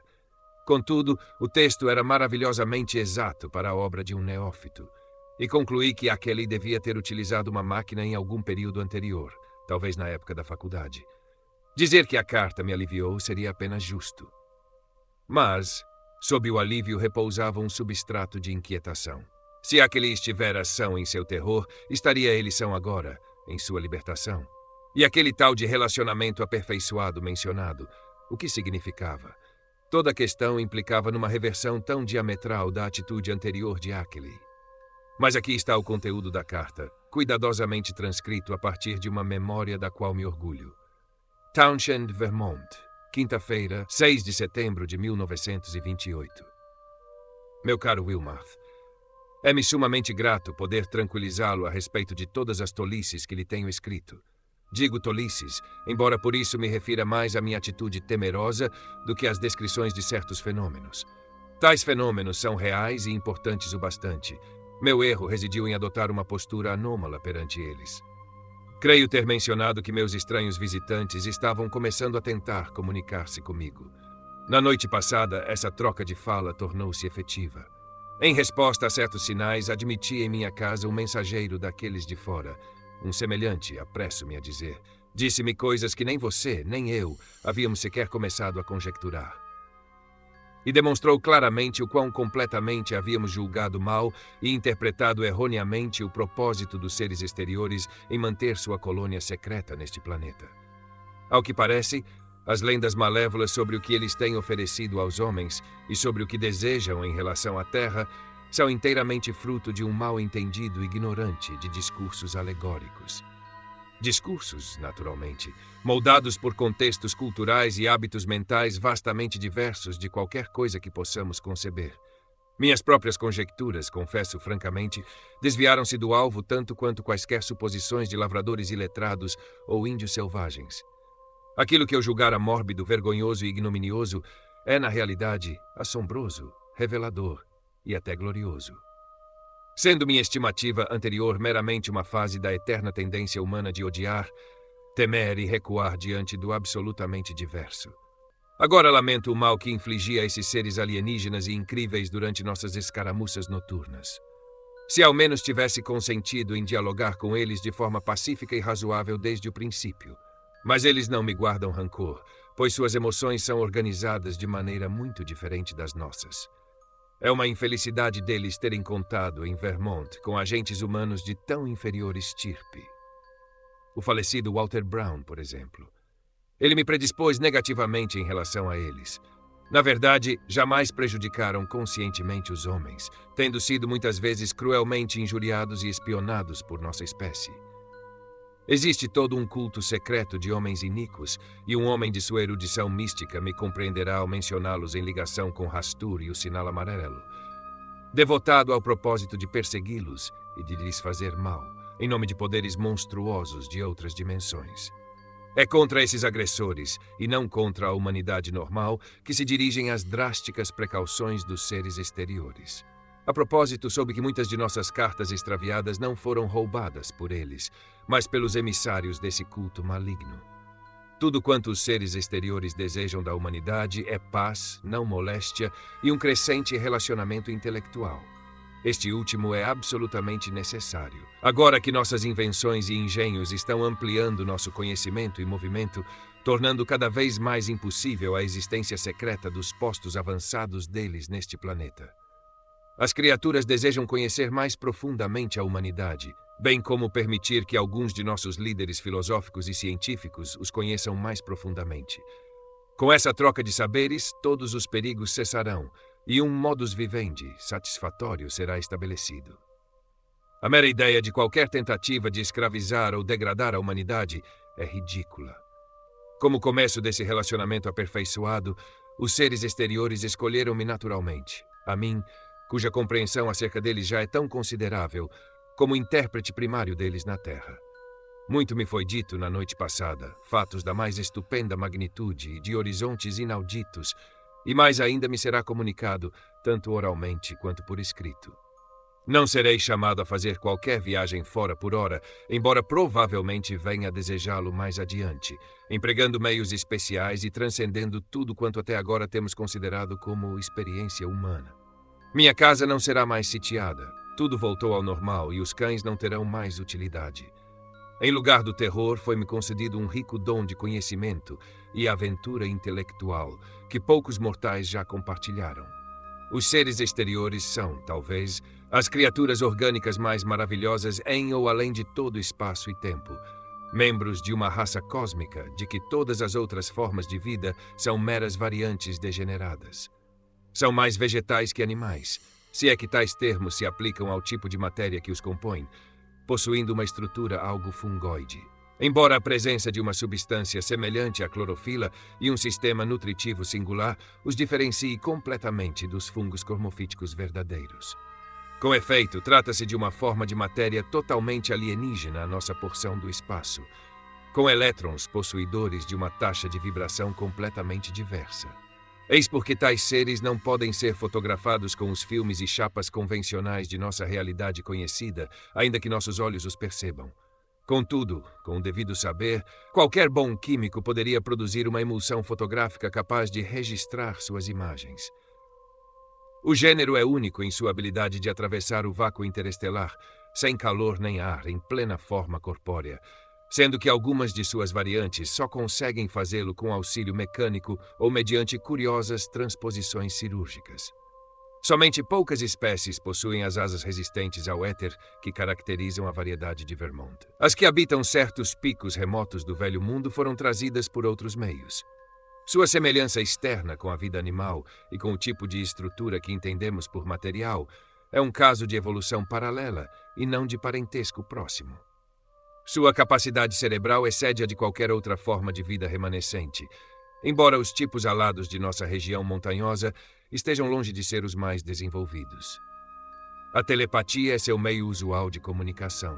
Embora possuam órgãos vocais rudimentares que, após uma leve operação, pois a cirurgia é entre eles uma prática incrivelmente experiente e cotidiana, podem reproduzir aproximadamente a fala de certos organismos que ainda a utilizam.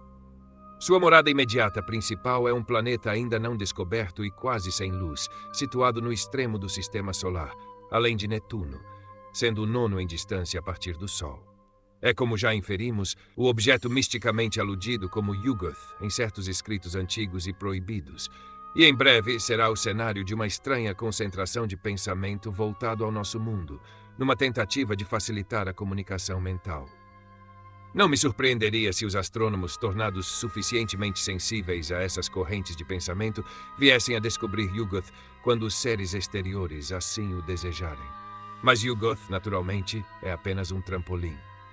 O corpo principal desses seres habita abismos organizados de maneira estranha e completamente além do mais extremo alcance da imaginação humana. A esfera espaço-temporal que reconhecemos como a totalidade de toda a entidade cósmica é apenas um átomo na genuína infinitude que lhes pertence, e tanto dessa infinitude quanto qualquer cérebro humano possa conter me será eventualmente revelado. Como o foi a não mais que 50 outros homens desde que a raça humana existe. Você provavelmente chamará tudo isso de delírio, Wilmarth, mas com o tempo há de reconhecer a titânica oportunidade sobre a qual tropecei. Quero que compartilhe comigo tanto disso quanto for possível, e para tal terei de contar-lhe milhares de coisas que não cabem em papel. No passado, alertei-o para que não viesse visitar-me. Agora que tudo está seguro, tenho o prazer de rescindir tal advertência e convidá-lo. Não poderia você fazer uma viagem até aqui antes que seu período letivo comece? Seria maravilhosamente agradável, se pudesse. Traga consigo o disco fonográfico e todas as minhas cartas, como dados de consulta. Vamos precisar deles para recompor toda a tremenda narrativa. Pode trazer também as cópias fotográficas, já que, em meio a toda essa recente agitação, parece que extraviei os negativos e minhas próprias cópias. Mas que riqueza de fatos tenho a acrescentar a esse material ainda tateante, e que dispositivo estupendo possuo para suplementar minhas adições. Não hesite. Estou livre de espionagem agora, e você não encontrará nada de antinatural ou perturbador. Venha simplesmente e deixe meu carro buscá-lo na estação de Brattleboro. Prepare-se para permanecer o máximo possível. E espere muitas noites de discussões acerca de coisas que transcendem toda conjectura humana. Não diga nada a ninguém, é claro, pois este assunto não deve chegar ao público promíscuo. O serviço ferroviário para Brattleboro não é ruim. Você pode consultar os horários em Boston. Tome a linha B ou M até Greenfield e então faça baldeação para o breve restante do percurso. Sugiro-lhe tomar o conveniente trem das 4h10 da tarde, horário padrão, partindo de Boston. Este chega a Greenfield às 7h35 e às 9h19 parte dali outro trem que atinge Brattleboro às 10h01. Isto nos dias de semana. Avise-me a data e terei meu automóvel à sua espera na estação. Perdoe esta carta datilografada, mas minha caligrafia tem se tornado trêmula ultimamente, como bem sabe, e não me sinto em condições de longas passagens manuscritas. Adquiri esta nova corona ontem em Brattleboro. Parece funcionar muito bem. Na expectativa de notícias e ansioso por vê-lo em breve com o disco fonográfico, todas as minhas cartas e as fotografias Kodak. Sou seu, na antecipação, Henry W. Akeley. Para Albert N. Wilmarth, Universidade Miskatonic, Arkham, Mass. A complexidade de minhas emoções ao ler, reler e refletir sobre essa estranha e inesperada carta escapa a qualquer descrição adequada. Já disse que sentia ao mesmo tempo alívio e inquietação, mas isso expressa apenas, de modo grosseiro, as camadas sobrepostas de sentimentos diversos e largamente subconscientes que compunham tanto o alívio quanto a inquietude. Para começar, a coisa era de tal forma antipodalmente dissonante com toda a cadeia de horrores que a precedia. A mudança de ânimo, de um terror absoluto a uma calma fria e mesmo a um júbilo, era tão imprevista, súbita como um raio e completa.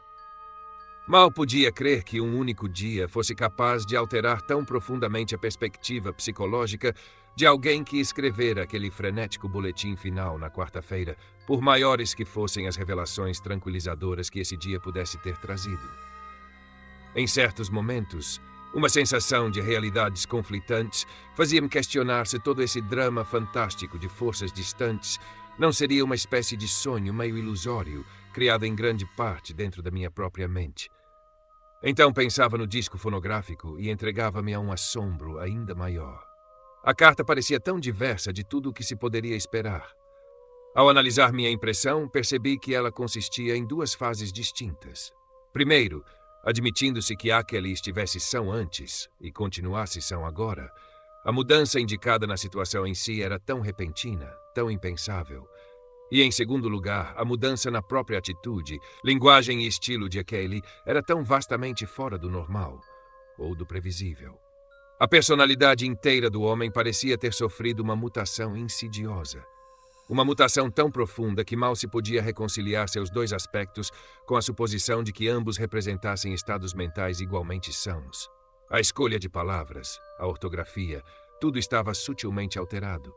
E com minha sensibilidade acadêmica ao estilo da prosa, podia discernir profundas divergências em suas reações mais comuns e nos ritmos naturais de sua expressão. Certamente, o cataclismo emocional ou revelação que pudesse produzir tão radical reviravolta devia ser algo deveras extremo. No entanto, de outra forma, a carta parecia muito característica de Ackley. A mesma velha paixão pelo infinito, a mesma velha curiosidade erudita. Não podia, ao menos não por mais de um instante, dar crédito à ideia de uma falsificação ou substituição maligna. A própria carta não encerrava um convite. A disposição em permitir que eu verificasse pessoalmente a veracidade de seu conteúdo não provaria isso sua genuinidade. Não fui para a cama na noite de sábado, mas permaneci acordado a pensar nas sombras e maravilhas por trás da carta que recebera. Minha mente, latejando sob a sucessão veloz de conceitos monstruosos que fora forçada a enfrentar nos últimos 4 meses, debruçava-se sobre esse novo e desconcertante material num ciclo de dúvida e aceitação que repetia a maioria dos passos experimentados ao confrontar os primeiros prodígios, até que, muito antes do amanhecer, um interesse ardente e uma curiosidade inquieta começaram a substituir a tempestade original de perplexidade e apreensão. Louco ou são, metamorfoseado ou simplesmente aliviado, era bem possível que Ackley houvesse de fato alcançado alguma estonteante mudança de perspectiva em suas pesquisas temerárias. Alguma mudança que, ao mesmo tempo, tivesse diminuído seu perigo, real ou imaginário, e aberto vertiginosas novas perspectivas de conhecimento cósmico e sobre-humano. Meu próprio zelo pelo desconhecido inflamou-se em resposta ao dele, e senti-me contagiado por esse mórbido anseio de transgredir barreiras. Romper com as enlouquecedoras e fatigantes limitações do tempo, do espaço e da lei natural. Estar ligado ao vasto exterior, aproximar-se dos segredos sômbrios e abissais do infinito e do absoluto. De certo, tal façanha valia o risco da vida, da alma e da sanidade. E Ackley dissera que já não havia perigo. Havia-me convidado a visitá-lo, em vez de advertir-me a manter distância como antes. Estremeci ao pensar no que ele agora poderia revelar-me. Havia um fascínio quase paralisante na ideia de sentar-me naquela solitária casa de campo, recentemente sitiada, ao lado de um homem que conversara com emissários reais vindos do espaço exterior. Estar ali, com o terrível disco e a pilha de cartas nas quais Ackley resumira suas conclusões anteriores. Assim, no fim da manhã de domingo, telegrafei a Ackley que o encontraria em Brattleboro na quarta-feira seguinte, 12 de setembro, caso essa data lhe fosse conveniente. Em apenas um ponto desviei-me de suas sugestões, e isso dizia respeito à escolha do trem. Francamente, eu não me sentia disposto a chegar naquela região assombrada de Vermont tão tarde da noite, de modo que, em vez de aceitar o horário que ele indicara, telefonei para a estação e elaborei outro arranjo. Levantando-me cedo e tomando o trem das 8h07, horário padrão, para Boston, eu poderia pegar o das 9h25 rumo a Greenfield, chegando lá às 12h22. Esse trem fazia conexão exata com outro que alcançava Brattleboro a 1h08 da tarde. Um horário muito mais cômodo que o das 10h01 para encontrar Ackley e seguir com ele rumo às colinas densamente arborizadas, onde os segredos são guardados a 7 chaves. Mencionei essa escolha em meu telegrama. E fiquei satisfeito ao saber, na resposta que chegou ao cair da tarde, que ela contara com a aprovação de meu futuro anfitrião. Seu despacho dizia o seguinte: arranjo satisfatório. Encontrarei trem das 13h08 na quarta. Não esqueça disco, cartas e fotografias. Mantenha destino em segredo. Espero grandes revelações. Ackley. O recebimento dessa mensagem, em resposta direta a uma enviada a Ackley e necessariamente entregue em sua residência a partir da estação de Townshend, seja por mensageiro oficial, seja por um serviço telefônico restaurado, dissipou quaisquer dúvidas subconscientes remanescentes que eu ainda pudesse ter quanto à autoria da perplexitante carta. Meu alívio foi notável, de fato maior do que eu poderia justificar naquele momento, visto que tais dúvidas estavam enterradas bem fundo, mas dormi profunda e longamente naquela noite. E passei os 2 dias seguintes, absorvido em fervorosos preparativos. Na quarta-feira, parti conforme combinado, levando comigo uma valise com necessidades simples e dados científicos, incluindo o horrendo disco fonográfico, as impressões fotográficas do Kodak e todo o arquivo da correspondência de Ackley. Conforme solicitado, não contei a ninguém para onde ia, pois percebia que a questão exigia o máximo de discrição, mesmo em seus desdobramentos mais favoráveis. A ideia de um contato mental real com entidades alienígenas exteriores era suficientemente estarrecedora para minha mente treinada e, de certo modo, preparada.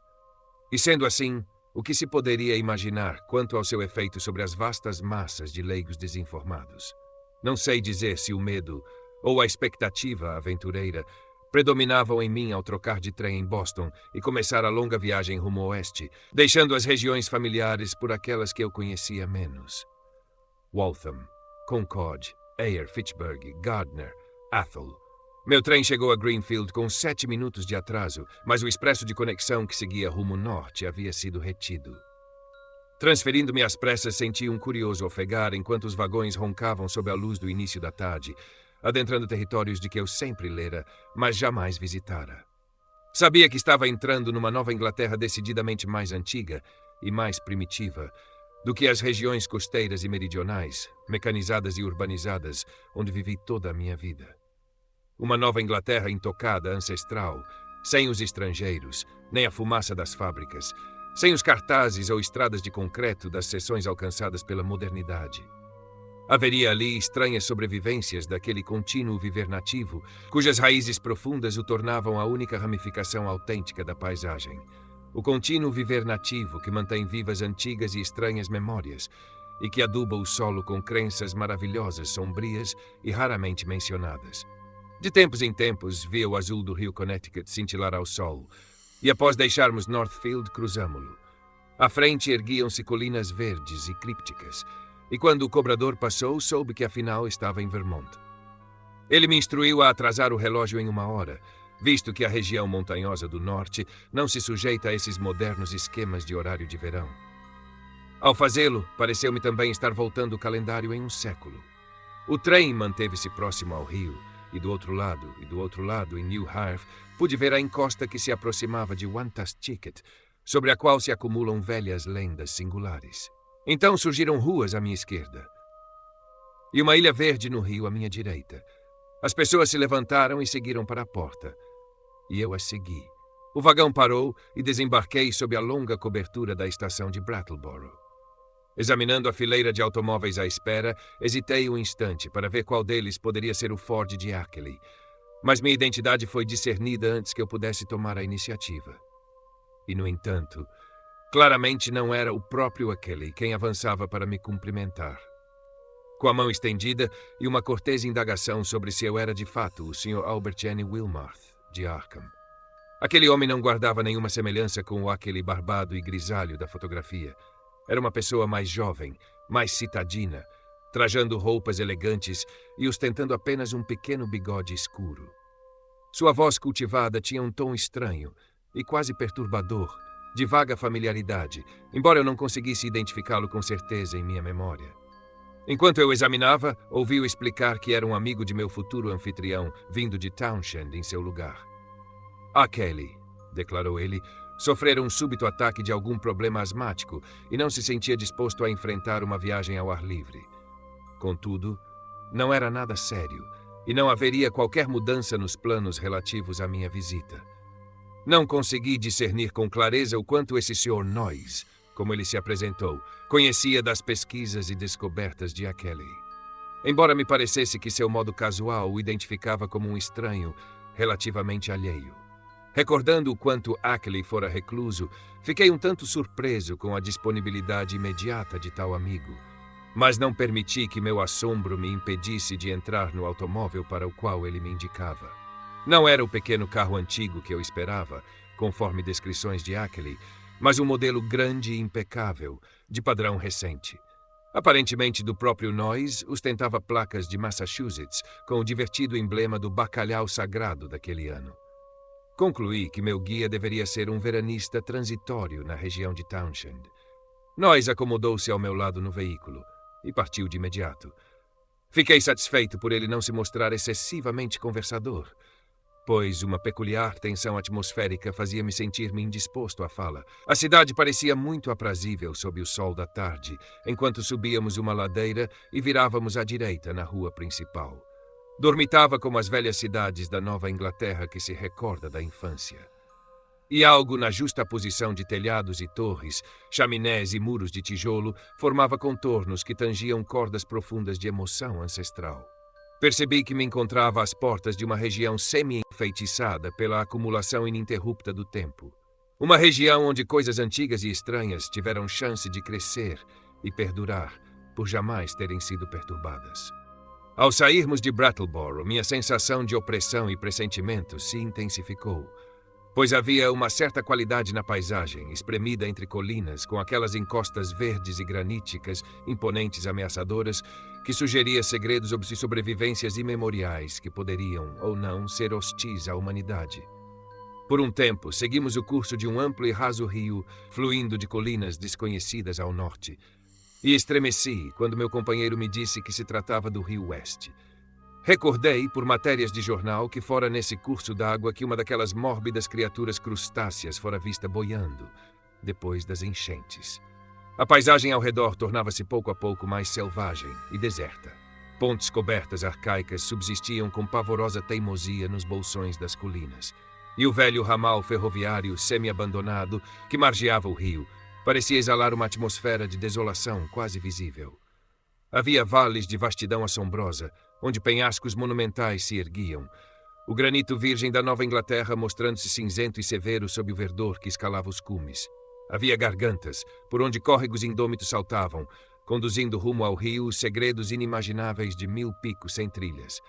Ramificavam-se aqui e ali estradas estreitas e semi-ocultas, serpenteando por massas densas de floresta, onde verdadeiros exércitos de espíritos elementares bem poderiam ocultar-se. Ao contemplar tais visões, recordei como Akele fora perturbado por forças invisíveis ao viajar por essa mesma estrada. E já não me espantava que tais coisas fossem possíveis. A pitoresca vila de Newfane, encantadora em seu silêncio, foi alcançada em menos de 1 hora. Era, sem dúvida, nosso último elo com o mundo que o homem pode verdadeiramente chamar de seu, por direito de conquista e posse integral. Depois disso, renunciamos a toda aliança com o imediato, o tangível, o tocado pelo tempo, adentrando um mundo fantástico de realidade silente, em que a estrada estreita e serpenteante subia e descia, curvando-se com um capricho quase consciente, quase intencional, entre picos verdes e despovoados, e vales meio abandonados, exceto pelo som do motor, e o fraco rumor das poucas e solitárias fazendas que passávamos em longos intervalos. A única coisa que alcançava meus ouvidos era o borbulhar insidioso de águas estranhas, vindas de inúmeras fontes ocultas nas matas sombrias. A proximidade das colinas abauladas e sua intimidade esmagadora tornavam-se agora verdadeiramente de tirar o fôlego. Sua inclinação e brusquidão eram ainda maiores do que eu imaginara por relatos, e sugeriam nada em comum com o mundo prosaico e objetivo que conhecemos.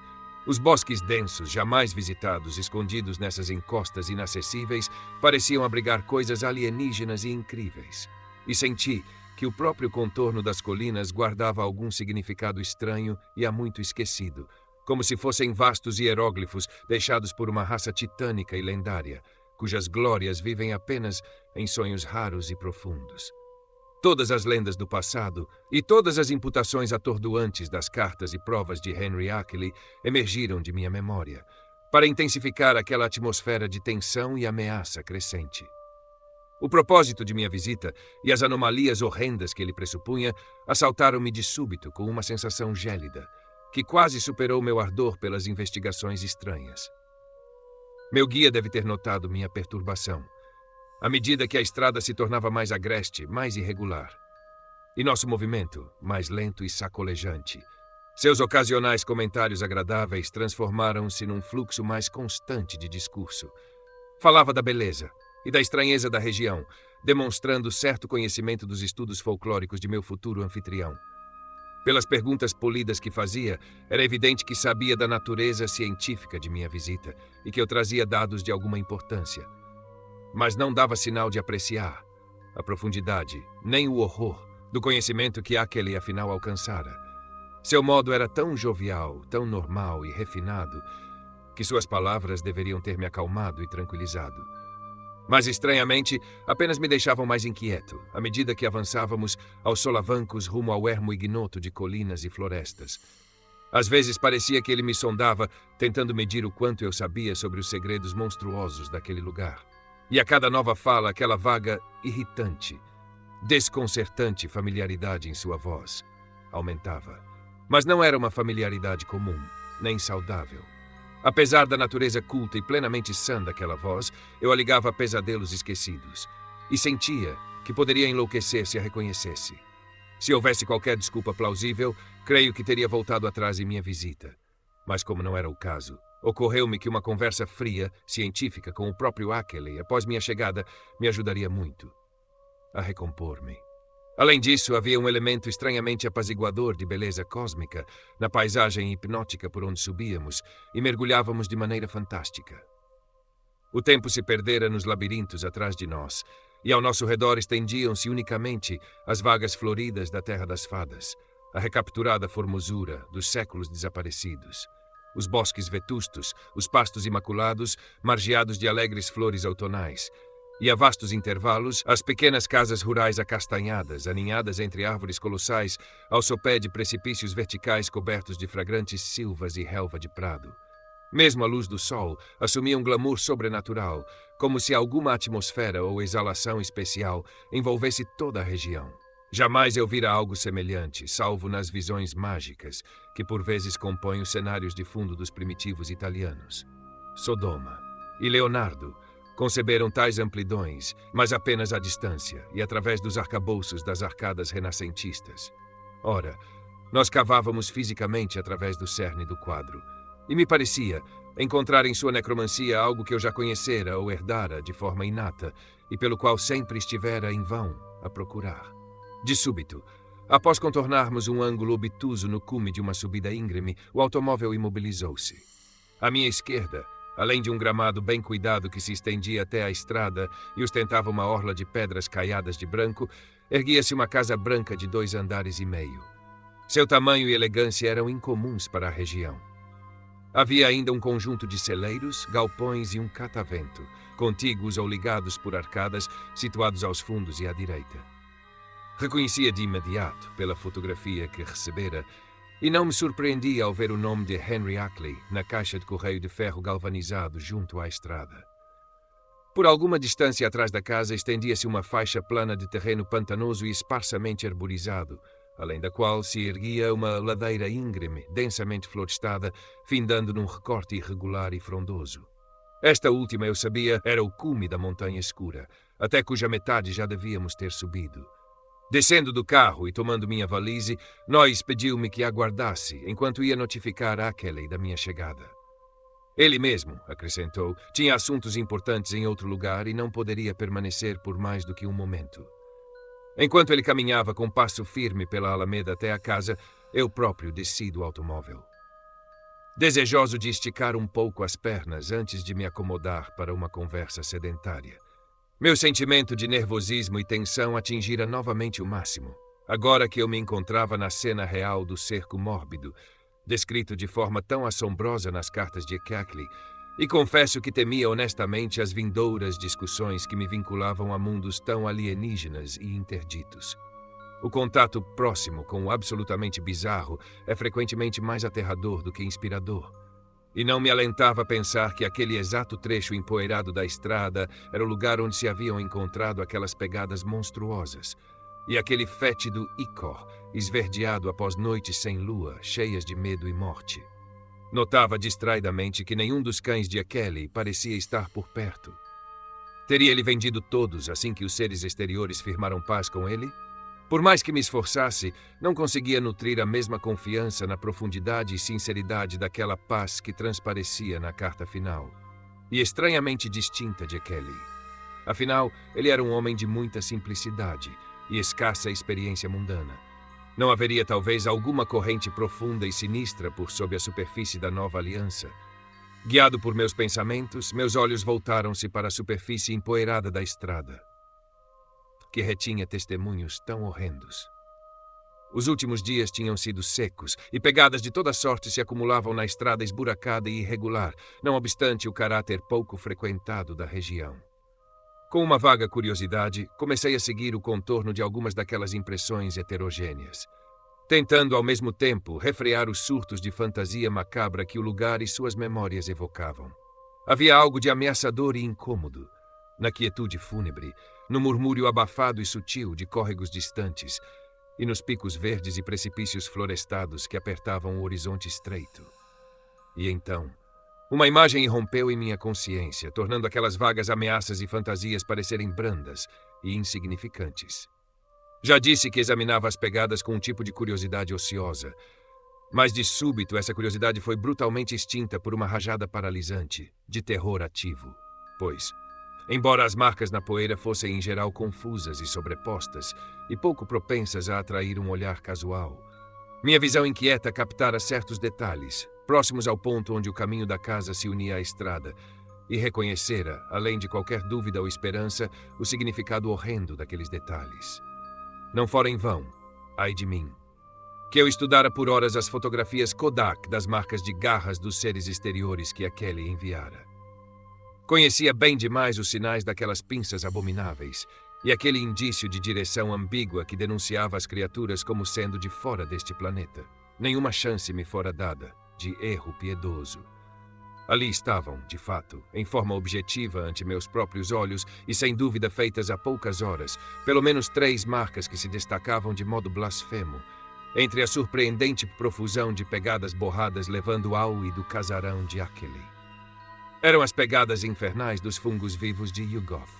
Dominei-me a tempo de sufocar um grito.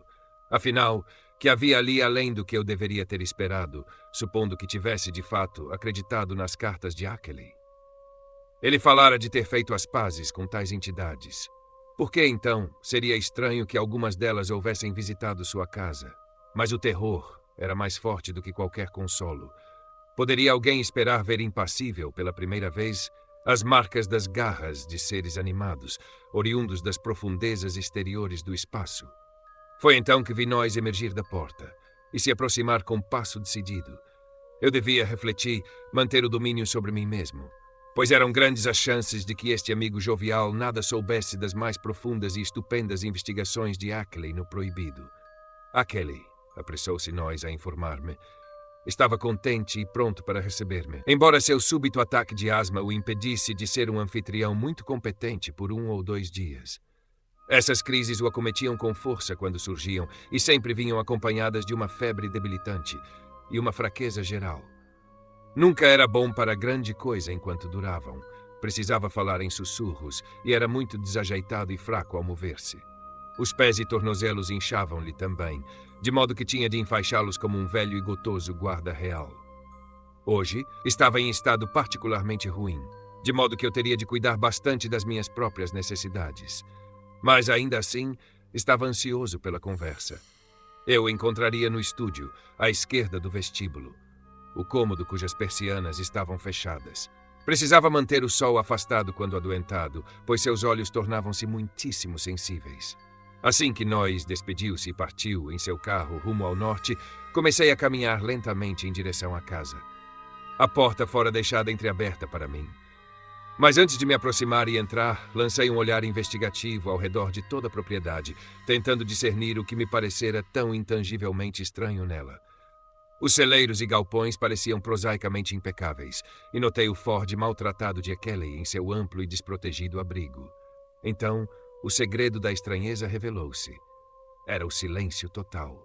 Ordinariamente, uma fazenda ao menos murmura de forma moderada, com seus vários tipos de animais, mas aqui todos os sinais de vida estavam ausentes. Onde estavam as galinhas e os porcos?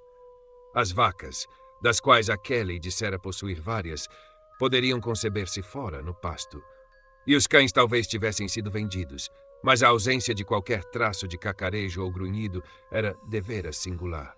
Não me demorei muito no caminho, mas entrei resolutamente pela porta aberta, fechando atrás de mim. Custara-me um esforço psicológico considerável fazê-lo, e agora que estava encerrado dentro, experimentei por um momento o desejo de fuga precipitada.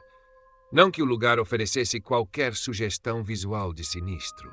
Ao contrário, achei o gracioso vestíbulo colonial tardio muito elegante e salutar, e admirei a evidente cultura do homem que o mobilara. O que me impelia a fugir era algo muito tênue e indefinível. Talvez fosse um certo odor estranho que me pareceu perceber, embora eu soubesse muito bem quão comuns são os cheiros de mofo, mesmo nas melhores das casas rurais antigas. Recusando-me a deixar que essas apreensões nebulosas me dominassem, recordei as instruções de Noyes e empurrei a porta branca à minha esquerda, com seus 6 painéis e trinco de latão.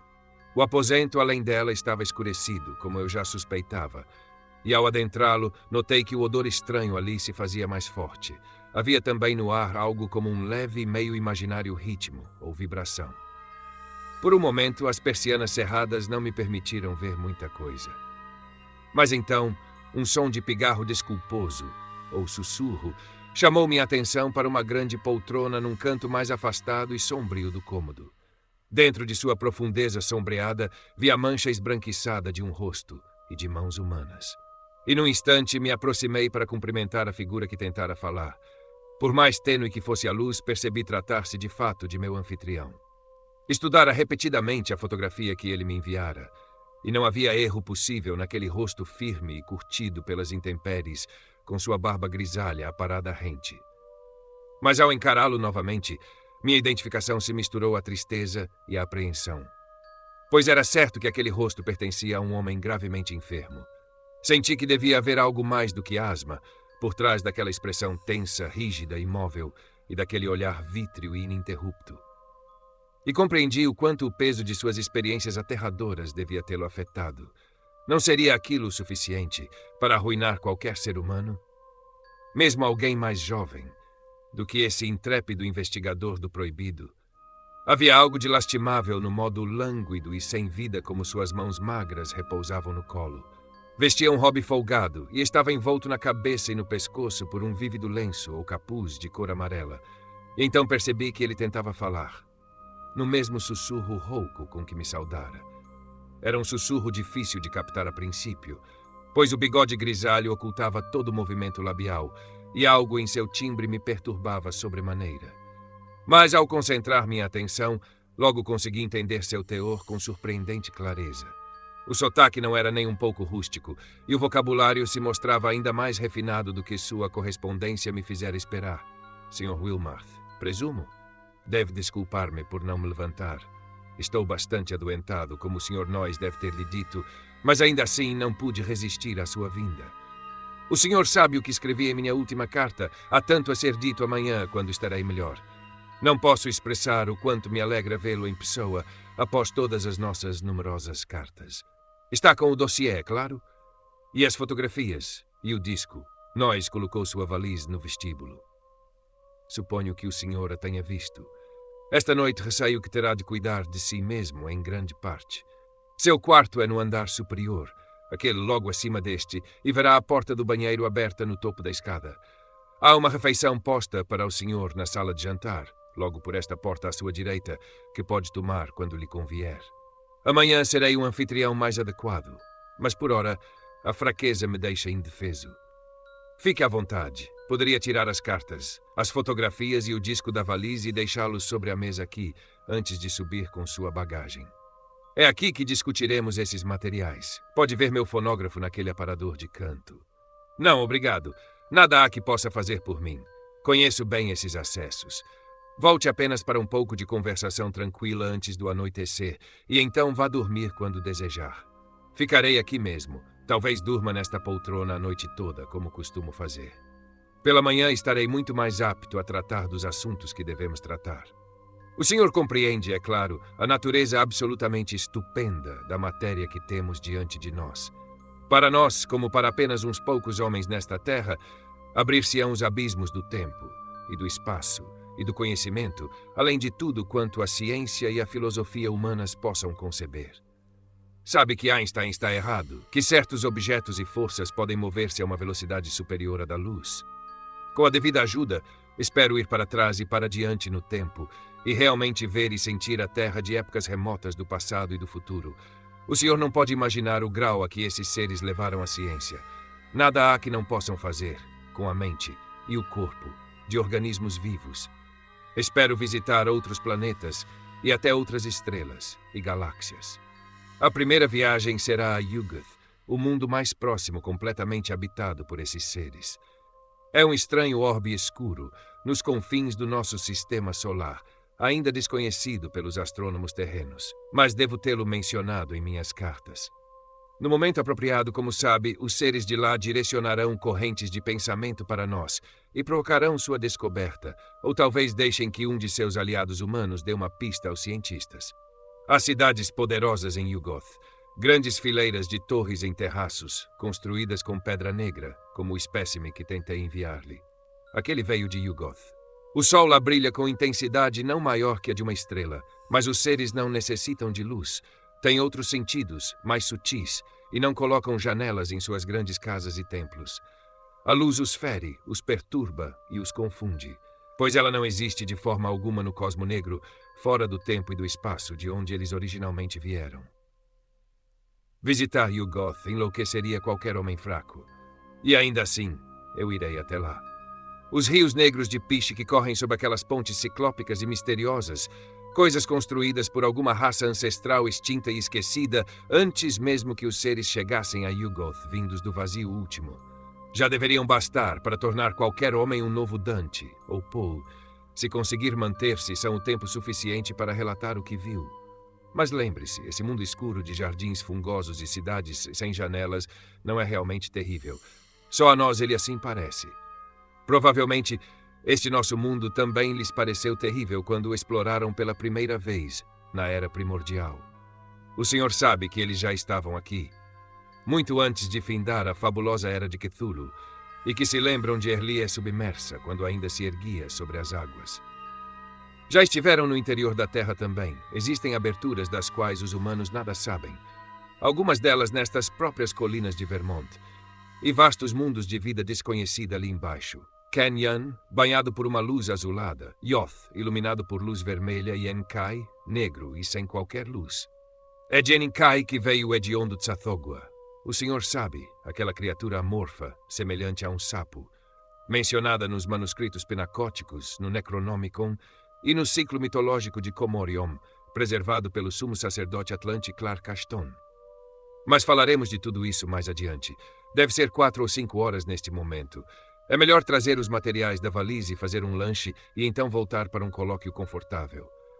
Falaram-me da Pedra Negra e do que ela implicava, e fiquei aliviado por ela não ter chegado até mim. Minhas suposições a respeito daqueles hieróglifos haviam sido por demais acertadas. E ainda assim, Kelly agora parecia reconciliado com todo o sistema infernal sobre o qual havia tropeçado. Reconciliado e ansioso por sondar mais a fundo o abismo monstruoso. Eu me perguntava com que seres ele teria conversado desde sua última carta para mim. E se muitos deles seriam tão humanos quanto aquele primeiro emissário que mencionara. A tensão em minha cabeça tornava-se insuportável.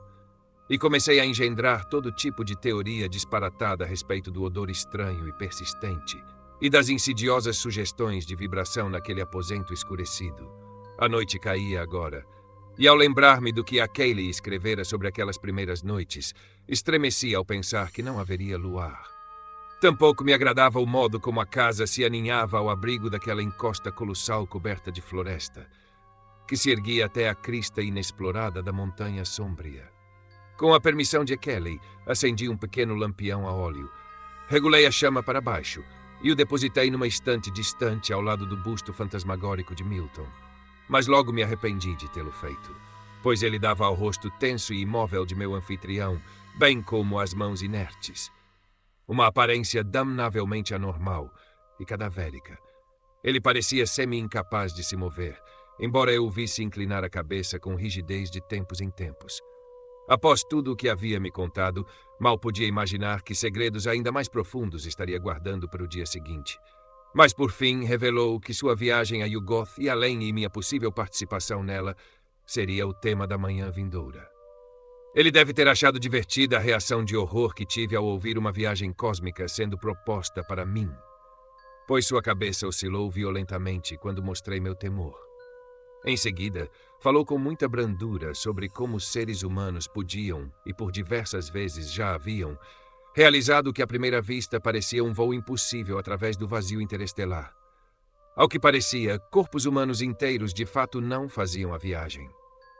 Mas a prodigiosa perícia cirúrgica, biológica, química e mecânica dos seres exteriores encontrar um meio de transportar cérebros humanos sem a estrutura física que os acompanhava. Havia um método inofensivo para extrair um cérebro e outro para manter o restante do organismo vivo durante sua ausência. A matéria cerebral nua e compacta era então imersa num fluido ocasionalmente renovado dentro de um cilindro hermético. Feito de um metal extraído em Yugoth, com certos eletrodos atravessando sua superfície e conectando-se à vontade com instrumentos elaborados, capazes de reproduzir as 3 faculdades vitais: visão, audição e fala. Para os seres alados e fúngicos, transportar esses cilindros cerebrais intactos através do espaço era tarefa simples. Em cada planeta coberto por sua civilização, havia instrumentos sensoriais ajustáveis, prontos para serem conectados aos cérebros encapsulados. Assim, com algumas adaptações, essas inteligências viajantes podiam usufruir de uma vida sensorial e articulada plena, ainda que desencarnada e mecânica, em cada etapa de sua jornada através e além do contínuo espaço-tempo. Era tão simples quanto carregar um disco fonográfico e tocá-lo em qualquer aparelho correspondente. Quanto ao sucesso do processo, não havia dúvida. A Kelly não temia. Afinal, acaso não havia sido realizado brilhantemente uma e outra vez? Pela primeira vez, uma das mãos inertes e mirradas ergueu-se, apontando para uma prateleira alta do lado oposto do aposento. Lá, enfileirados com esmero, havia mais de uma dúzia de cilindros, feitos de um metal que eu jamais vira. Tinham cerca de 30 centímetros de altura e algo menos em diâmetro, com 3 soquetes dispostos em triângulo sobre a superfície frontal convexa. Um deles estava conectado em 2 desses soquetes a um par de máquinas de aparência singular postadas ao fundo. Não precisei que me explicassem o propósito daquilo, e estremeci como se tomado por febre. Em seguida, vi a mão apontar para um canto mais próximo, onde jaziam amontoados instrumentos intricados, com cordões e encaixes, vários deles bastante semelhantes aos 2 dispositivos na estante.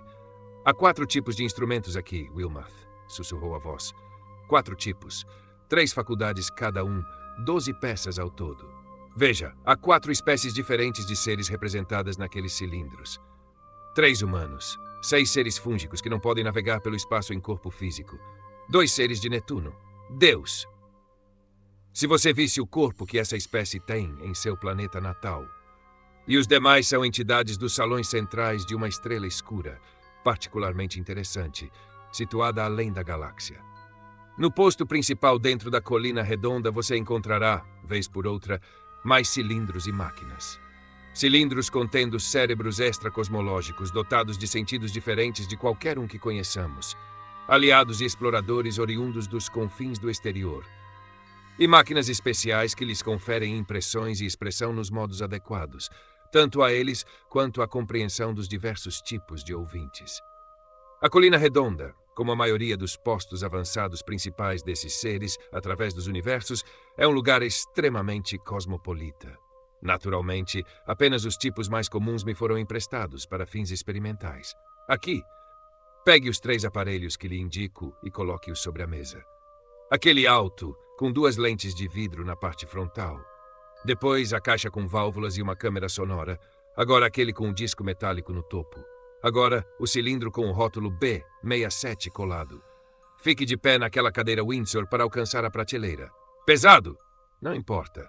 Apenas certifique-se do número. B67.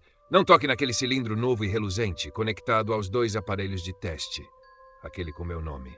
Coloque o B67 sobre a mesa, perto dos instrumentos. E certifique-se de que os interruptores giratórios de todos os 3 aparelhos estejam virados completamente para a esquerda. Agora conecte o cabo do aparelho das lentes ao soquete superior do cilindro. Aí está.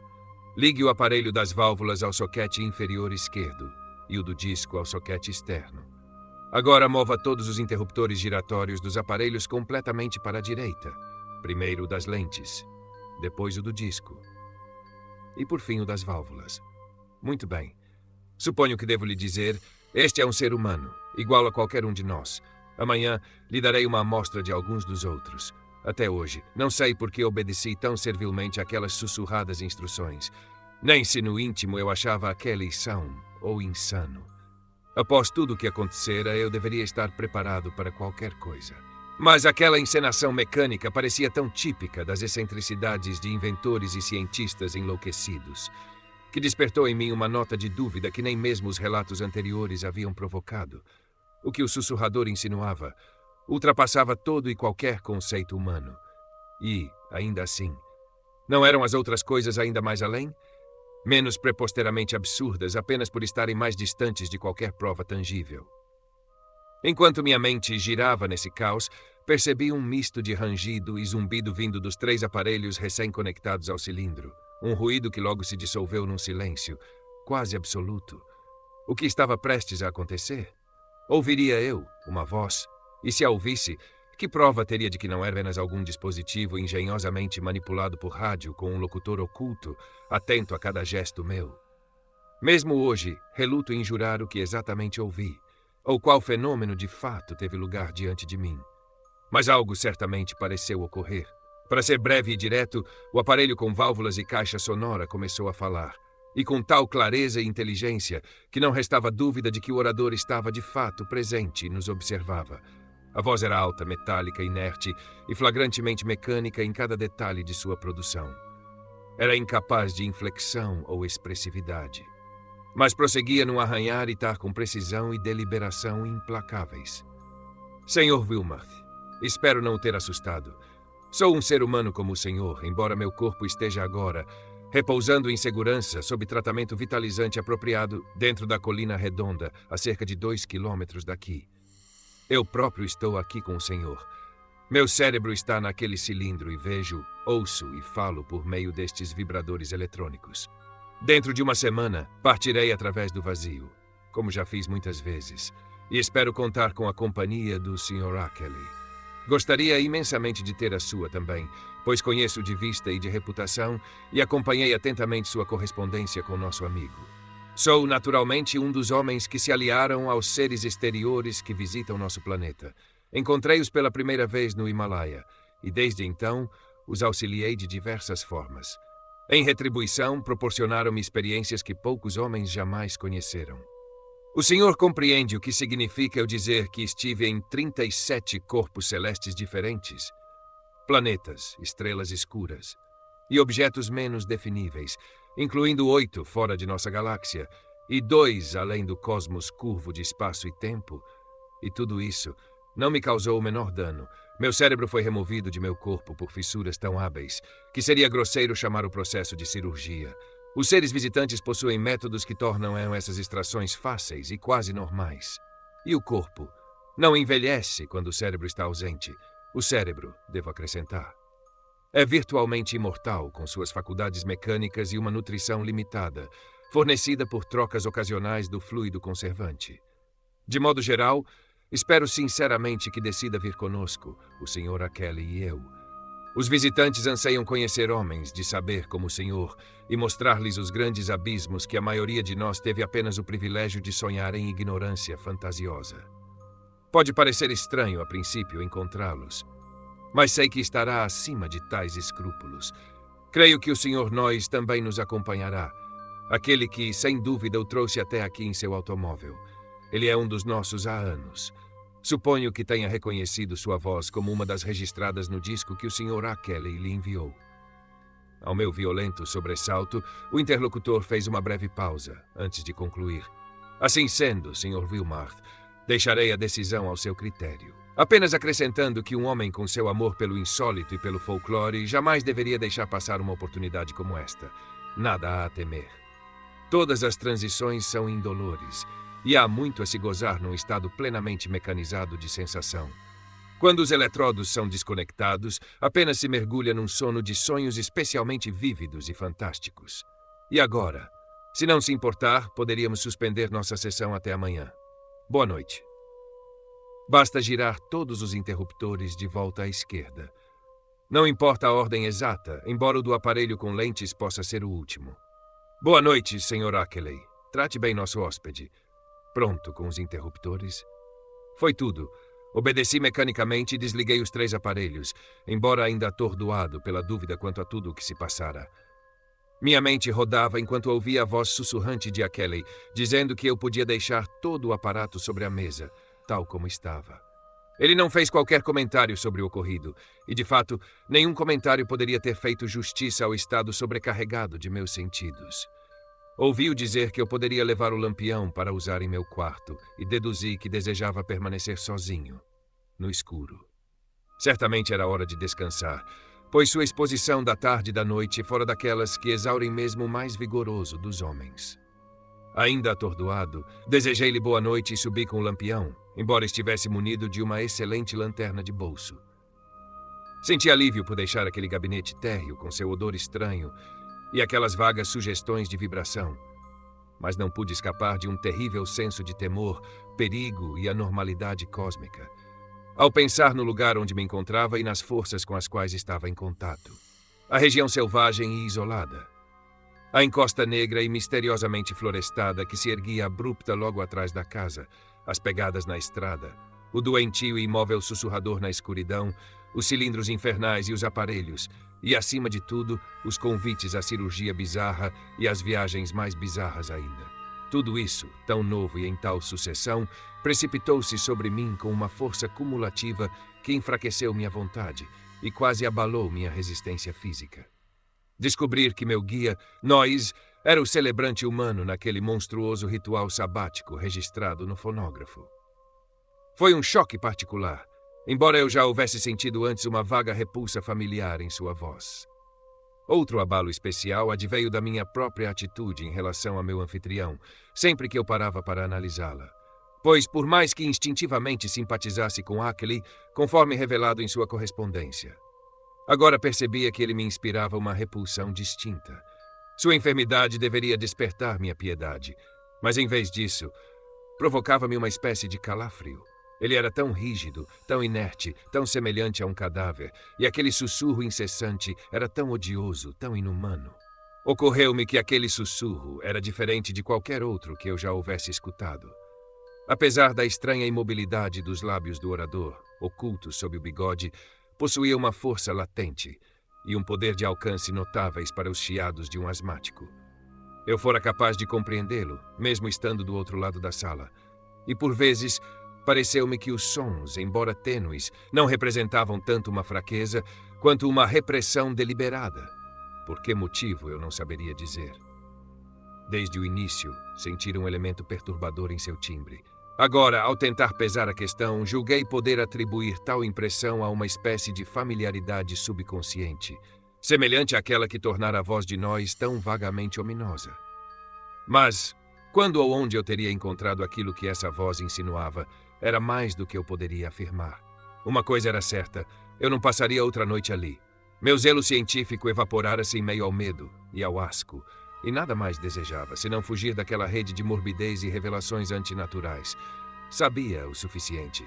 Deviam de fato existir elos cósmicos. Mas tais coisas, de certo, não se destinam ao trato dos homens normais. Influências blasfemas pareciam cercar-me e pressionar-me os sentidos com sufocante insistência. Dormir, decidi, seria fora de cogitação. Assim, limitei-me a apagar o lampião e a tirar-me sobre a cama, completamente vestido. Sem dúvida parecia absurdo, mas mantive-me preparado para alguma emergência desconhecida. Empunhava com a mão direita o revólver que trouxera comigo e segurava na esquerda a lanterna de bolso. Nenhum som vinha do piso inferior, e eu podia bem imaginar meu anfitrião sentado ali, com aquela rigidez cadavérica, envolto na escuridão. De algum lugar, ouvi o tic-tac de um relógio, e senti um vago alívio pela normalidade daquele som. Lembrou-me, contudo, de outro aspecto da região que me incomodava, a completa ausência de vida animal. Certamente não havia quaisquer animais de fazenda por perto, e agora percebia que até os habituais ruídos noturnos das criaturas selvagens estavam ausentes, exceto pelo sinistro murmúrio de águas invisíveis e distantes. Aquele silêncio era anômalo, interplanetário, e pus-me a conjecturar que praga intangível e nascida de estrelas estaria suspensa sobre aquela área. Recordei antigas lendas que diziam que cães e outras bestas sempre odiaram os seres do exterior, e pensei no que poderiam significar aquelas pegadas na estrada. De modo geral, espero sinceramente que decida vir conosco, o Sr. Ackley e eu.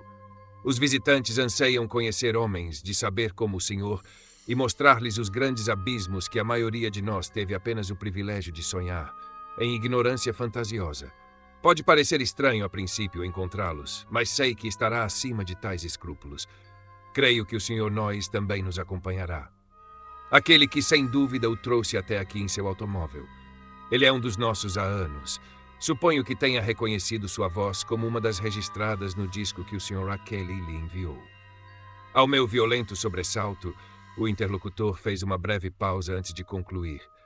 Assim sendo, Sr. Wilmarth, deixarei a decisão ao seu critério, apenas acrescentando que um homem com seu amor pelo insólito e pelo folclore jamais deveria deixar passar uma oportunidade como esta.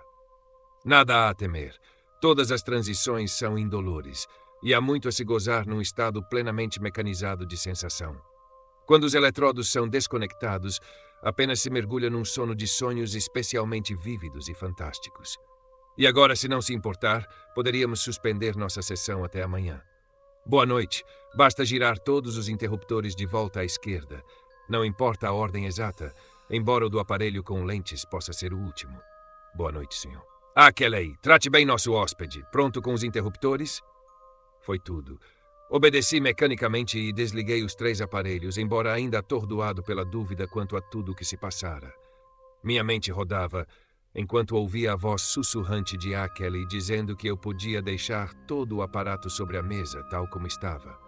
Ele não fez qualquer comentário sobre o ocorrido, e, de fato, nenhum comentário poderia ter feito justiça ao estado sobrecarregado de meus sentidos. Ouvi-o dizer que eu poderia levar o lampião para usar em meu quarto, e deduzi que desejava permanecer sozinho no escuro.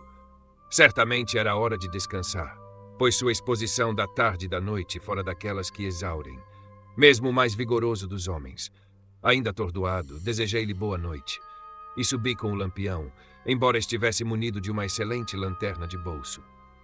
Senti alívio por deixar aquele gabinete térreo com seu odor estranho e aquelas vagas sugestões de vibração, mas não pude escapar de um terrível senso de temor, de perigo e de anormalidade cósmica ao pensar no lugar onde me encontrava e nas forças com as quais estava em contato. A região selvagem e isolada, a encosta negra e misteriosamente florestada que se erguia abrupta logo atrás da casa, as pegadas na estrada, o doentio e imóvel sussurrador na escuridão, os cilindros infernais e os aparelhos, e, acima de tudo, os convites à cirurgia bizarra e às viagens mais bizarras ainda. Tudo isso, tão novo e em tal sucessão, precipitou-se sobre mim com uma força cumulativa que enfraqueceu minha vontade e quase abalou minha resistência física. Descobrir que meu guia Noyes era o celebrante humano naquele monstruoso ritual sabático registrado no fonógrafo foi um choque particular. Embora eu já houvesse sentido antes uma vaga repulsa familiar em sua voz. Outro abalo especial adveio da minha própria atitude em relação a meu anfitrião, sempre que eu parava para analisá-la. Pois, por mais que instintivamente simpatizasse com Kelly, conforme revelado em sua correspondência, agora percebia que ele me inspirava uma repulsão distinta. Sua enfermidade deveria despertar minha piedade, mas em vez disso, provocava-me uma espécie de calafrio. Ele era tão rígido, tão inerte, tão semelhante a um cadáver, e aquele sussurro incessante era tão odioso, tão inumano. Ocorreu-me que aquele sussurro era diferente de qualquer outro que eu já houvesse escutado, que apesar da estranha imobilidade dos lábios do orador, ocultos sob o bigode, possuía uma força latente e um poder de alcance notáveis para os chiados de um asmático. Eu fora capaz de compreendê-lo mesmo estando do outro lado da sala, e, por vezes, pareceu-me que os sons, embora tênues, não representavam tanto uma fraqueza, quanto uma repressão deliberada. Por que motivo, eu não saberia dizer. Desde o início, senti um elemento perturbador em seu timbre. Agora, ao tentar pesar a questão, julguei poder atribuir tal impressão a uma espécie de familiaridade subconsciente, semelhante àquela que tornara a voz de Noyes tão vagamente ominosa. Mas, quando ou onde eu teria encontrado aquilo que essa voz insinuava? Era mais do que eu poderia afirmar. Uma coisa era certa, eu não passaria outra noite ali. Meu zelo científico evaporara-se em meio ao medo e ao asco, e nada mais desejava, senão fugir daquela rede de morbidez e revelações antinaturais. Sabia o suficiente. Deviam de fato existir elos cósmicos, mas tais coisas, de certo, não se destinam ao trato dos homens normais. Influências blasfemas pareciam cercar-me e pressionar-me os sentidos com sufocante insistência. Dormir. Decidi, seria fora de cogitação. Assim, limitei-me a apagar o lampião e a tirar-me sobre a cama, completamente vestido. Sem dúvida parecia absurdo, mas mantive-me preparado para alguma emergência desconhecida, empunhando com a mão direita o revólver que trouxera comigo e segurando na esquerda a lanterna de bolso. Nenhum som vinha do piso inferior, e eu podia bem imaginar meu anfitrião sentado ali com aquela rigidez cadavérica envolto na escuridão. De algum lugar ouvi o tic-tac de um relógio e senti um vago alívio pela normalidade daquele som. Lembrou-me, contudo, de outro aspecto da região que me incomodava: a completa ausência de vida animal. Certamente não havia quaisquer animais de fazenda por perto, e agora percebia que até os habituais ruídos noturnos das criaturas selvagens estavam ausentes, exceto pelo sinistro murmúrio de águas invisíveis e distantes. Aquele silêncio era anômalo, interplanetário, e pus-me a conjecturar que praga intangível e nascida de estrelas estaria suspensa sobre aquela área. Recordei antigas lendas que diziam que cães e outras bestas sempre odiaram os seres do exterior, e pensei no que poderiam significar aquelas pegadas na estrada. Tentarei registrar algumas das poucas palavras desconexas e outros sons que captei, rotulando os falantes da melhor forma que me for possível. Foi da máquina de fala que, a princípio, colhi algumas frases reconhecíveis. Fui eu quem provocou tudo isso. Devolvi as cartas e o disco, fim de tudo.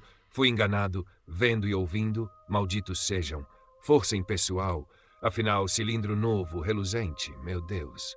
Hora de acabar, pequeno e humano, Akelei, cérebro, dizendo, Nyarlathotep, Wilmarth, registros e cartas, fraude barata.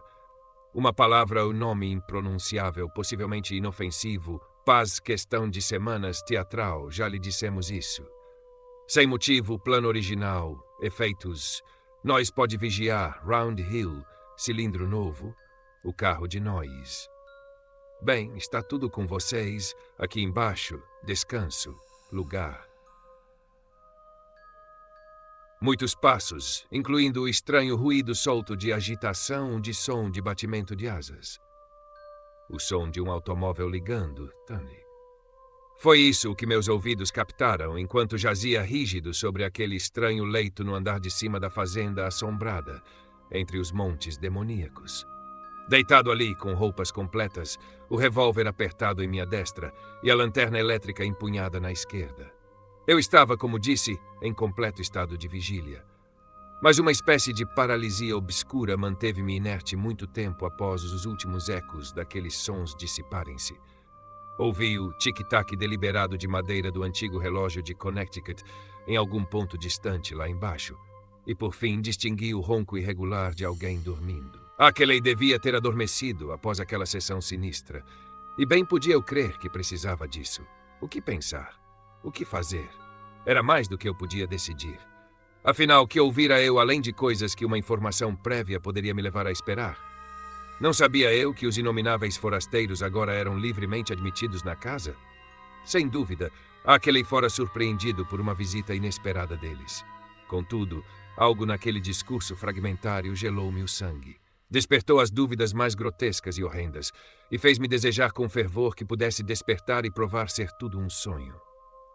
Creio que minha mente subconsciente deve ter captado algo que minha consciência ainda não reconheceu. Mas e Akelei? Não era ele meu amigo? E acaso não protestaria se algum mal me fosse destinado?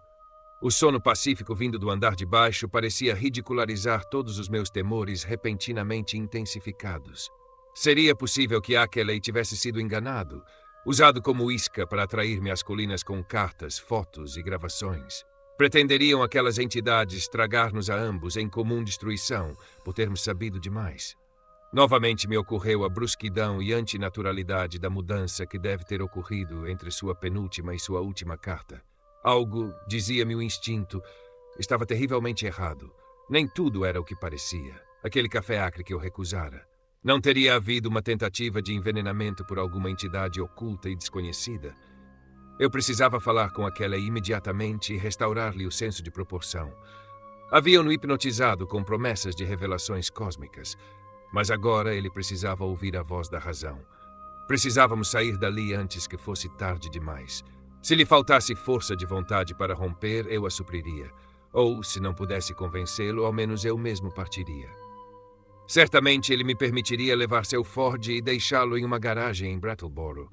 Eu o havia notado no galpão. A porta permanecia agora destrancada e aberta, pois o perigo era tido por afastado, e acreditava haver boa chance de que estivesse pronto para uso imediato. A antipatia momentânea que sentira por Ackley durante e após a conversa vespertina dissipara-se por completo. Ele achava-se em posição semelhante à minha, e devíamos permanecer juntos. Sabendo de sua enfermidade, detestava acordá-lo naquele instante, mas sabia que devia fazê-lo. Eu não podia permanecer ali até o amanhecer nas condições em que me encontrava. Por fim, senti-me capaz de agir e estiquei-me vigorosamente para retomar o controle dos músculos. Levantei-me com uma cautela mais instintiva do que deliberada, pus o chapéu, peguei minha valise e desci a escada com a ajuda da lanterna elétrica. Em meu nervosismo, mantinha o revólver firme na mão direita, conseguindo cuidar da valise e da lanterna com a esquerda. Por que tomava tais precauções? Não sei ao certo, já que meu intento era simplesmente despertar o único outro ocupante da casa. Enquanto descia, quase em pontas de pés, os degraus rangentes que levavam ao vestíbulo inferior, ouvi mais claramente o som do sono, notando que provinha do cômodo à esquerda, a sala de estar que eu ainda não visitara. À direita, abria-se a negrura abismal do escritório, onde eu ouvira as vozes. Empurrando a porta destrancada da sala de estar, tracei um caminho com a luz até a origem do ronco. E, por fim, apontei o facho para o rosto do dorminhoco. Mas no segundo seguinte, desviei apressadamente e iniciei uma retirada felina para o vestíbulo, desta vez movido tanto pela razão quanto pelo instinto. Pois o adormecido no sofá não era Ackley, mas meu antigo guia, Noyes. Qual era a verdadeira situação? Eu não podia adivinhar. Mas o senso comum ditava que o mais seguro seria descobrir o máximo possível antes de acordar quem quer que fosse. De volta ao vestíbulo, fechei e trinquei em silêncio a porta da sala de estar, diminuindo assim as chances de acordar Noyes. Em seguida, entrei com cautela no escuro escritório, onde esperava encontrar Ackley, desperto ou adormecido, naquela grande poltrona de canto que evidentemente lhe servia de repouso predileto. Ao avançar, o feixe da lanterna iluminou a mesa central, revelando um dos infernais cilindros com os dispositivos de visão e audição acoplados e com a máquina de fala postada ao lado, pronta para ser ligada a qualquer instante.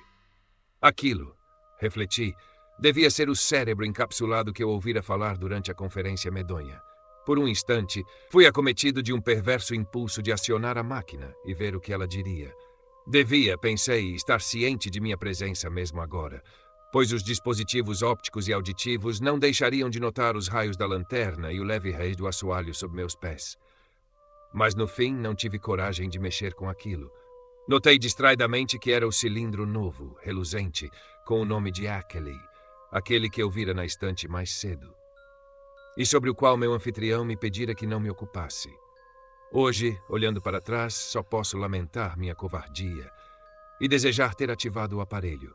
Deus sabe que mistérios, dúvidas horríveis e questões de identidade aquilo poderia ter elucidado. Mas talvez tenha sido misericórdia o fato de eu tê-lo deixado em paz. Da mesa, voltei o facho para o canto onde julgava estar Ackley. Mas fiquei perplexo ao ver que a grande poltrona estava vazia, sem qualquer ocupante, desperto ou adormecido. Do assento ao chão pendia volumosamente o familiar roupão velho. E próximo, no piso, jaziam o lenço amarelo e as enormes ataduras de pés que eu achara tão estranhas. Enquanto hesitava, conjecturando onde Ackley poderia estar, e por que teria ele repentinamente abandonado seus trajes de enfermaria, notei que o odor estranho e a sensação de vibração haviam desaparecido da sala. Qual teria sido sua causa? Curiosamente, ocorreu-me que só os percebera na presença de Ackley. Eram mais fortes onde ele se encontrava e ausentes em qualquer outro lugar, fora de seu alcance. Pausadamente, deixei a lanterna vagar pelo aposento escuro, atormentando meu raciocínio em busca de explicações para a reviravolta dos acontecimentos. Oxalá eu houvesse deixado aquele lugar em silêncio, sem permitir que a luz recaísse de novo sobre a poltrona vazia. Pois, como sucedeu, não saí em silêncio, mas com um grito abafado que deve ter perturbado, embora não tenha chegado a acordar, o vigia adormecido do outro lado do corredor. Aquele grito e o ronco ininterrupto de Noyes foram os últimos sons que ouvi naquela fazenda empestada de morbidez, sob a crista enegrecida da montanha maldita, foco de horror transcósmico entre os montes solitários e verdes, e riachos que murmuram maldições numa terra rústica e espectral. É um milagre que eu não tenha derrubado lanterna, valise e revólver em minha fuga alucinada. Mas de algum modo não perdi nenhum desses objetos. Consegui sair daquela sala e daquela casa sem causar mais ruído, arrastando a mim mesmo e meus pertences até o velho Ford no galpão, e pusemo-lo em marcha rumo a algum ponto desconhecido de segurança, na noite negra e sem lua. A viagem que se seguiu foi um delírio saído de Poe, ou Rimbaud, ou dos desenhos de Doré. Mas por fim alcancei Townshend. É tudo. Se minha sanidade ainda não se desfez, sou afortunado. Às vezes temo o que os anos hão de trazer, sobretudo desde que aquele novo planeta, Plutão, foi tão curiosamente descoberto. Como disse, deixei a lanterna retornar à poltrona vazia após seu circuito pelo aposento. Então notei pela primeira vez a presença de certos objetos sobre o assento, tornados discretos pelos foles soltos do roupão abandonado.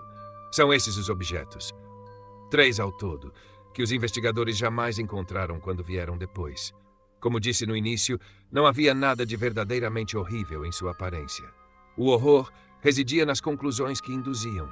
Ainda hoje tenho meus momentos de dúvida, ocasiões em que quase cedo ao ceticismo dos que atribuem minha experiência a sonho, nervos e delírio.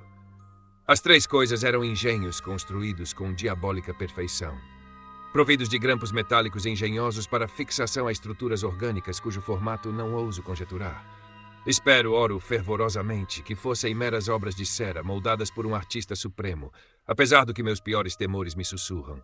Deus do céu, aquele sussurrador nas trevas com seu odor mórbido e vibrações. Feiticeiro, emissário, mutante, forasteiro, aquele zumbido odioso reprimido e todo o tempo naquele cilindro novo e reluzente na estante. Pobre diabo, prodigiosas habilidades cirúrgicas, biológicas, químicas e mecânicas. Pois os objetos sobre a poltrona, perfeitos até o último e sutil detalhe de semelhança ou identidade microscópica, eram o rosto e as mãos de Henry Wentworth Ackley.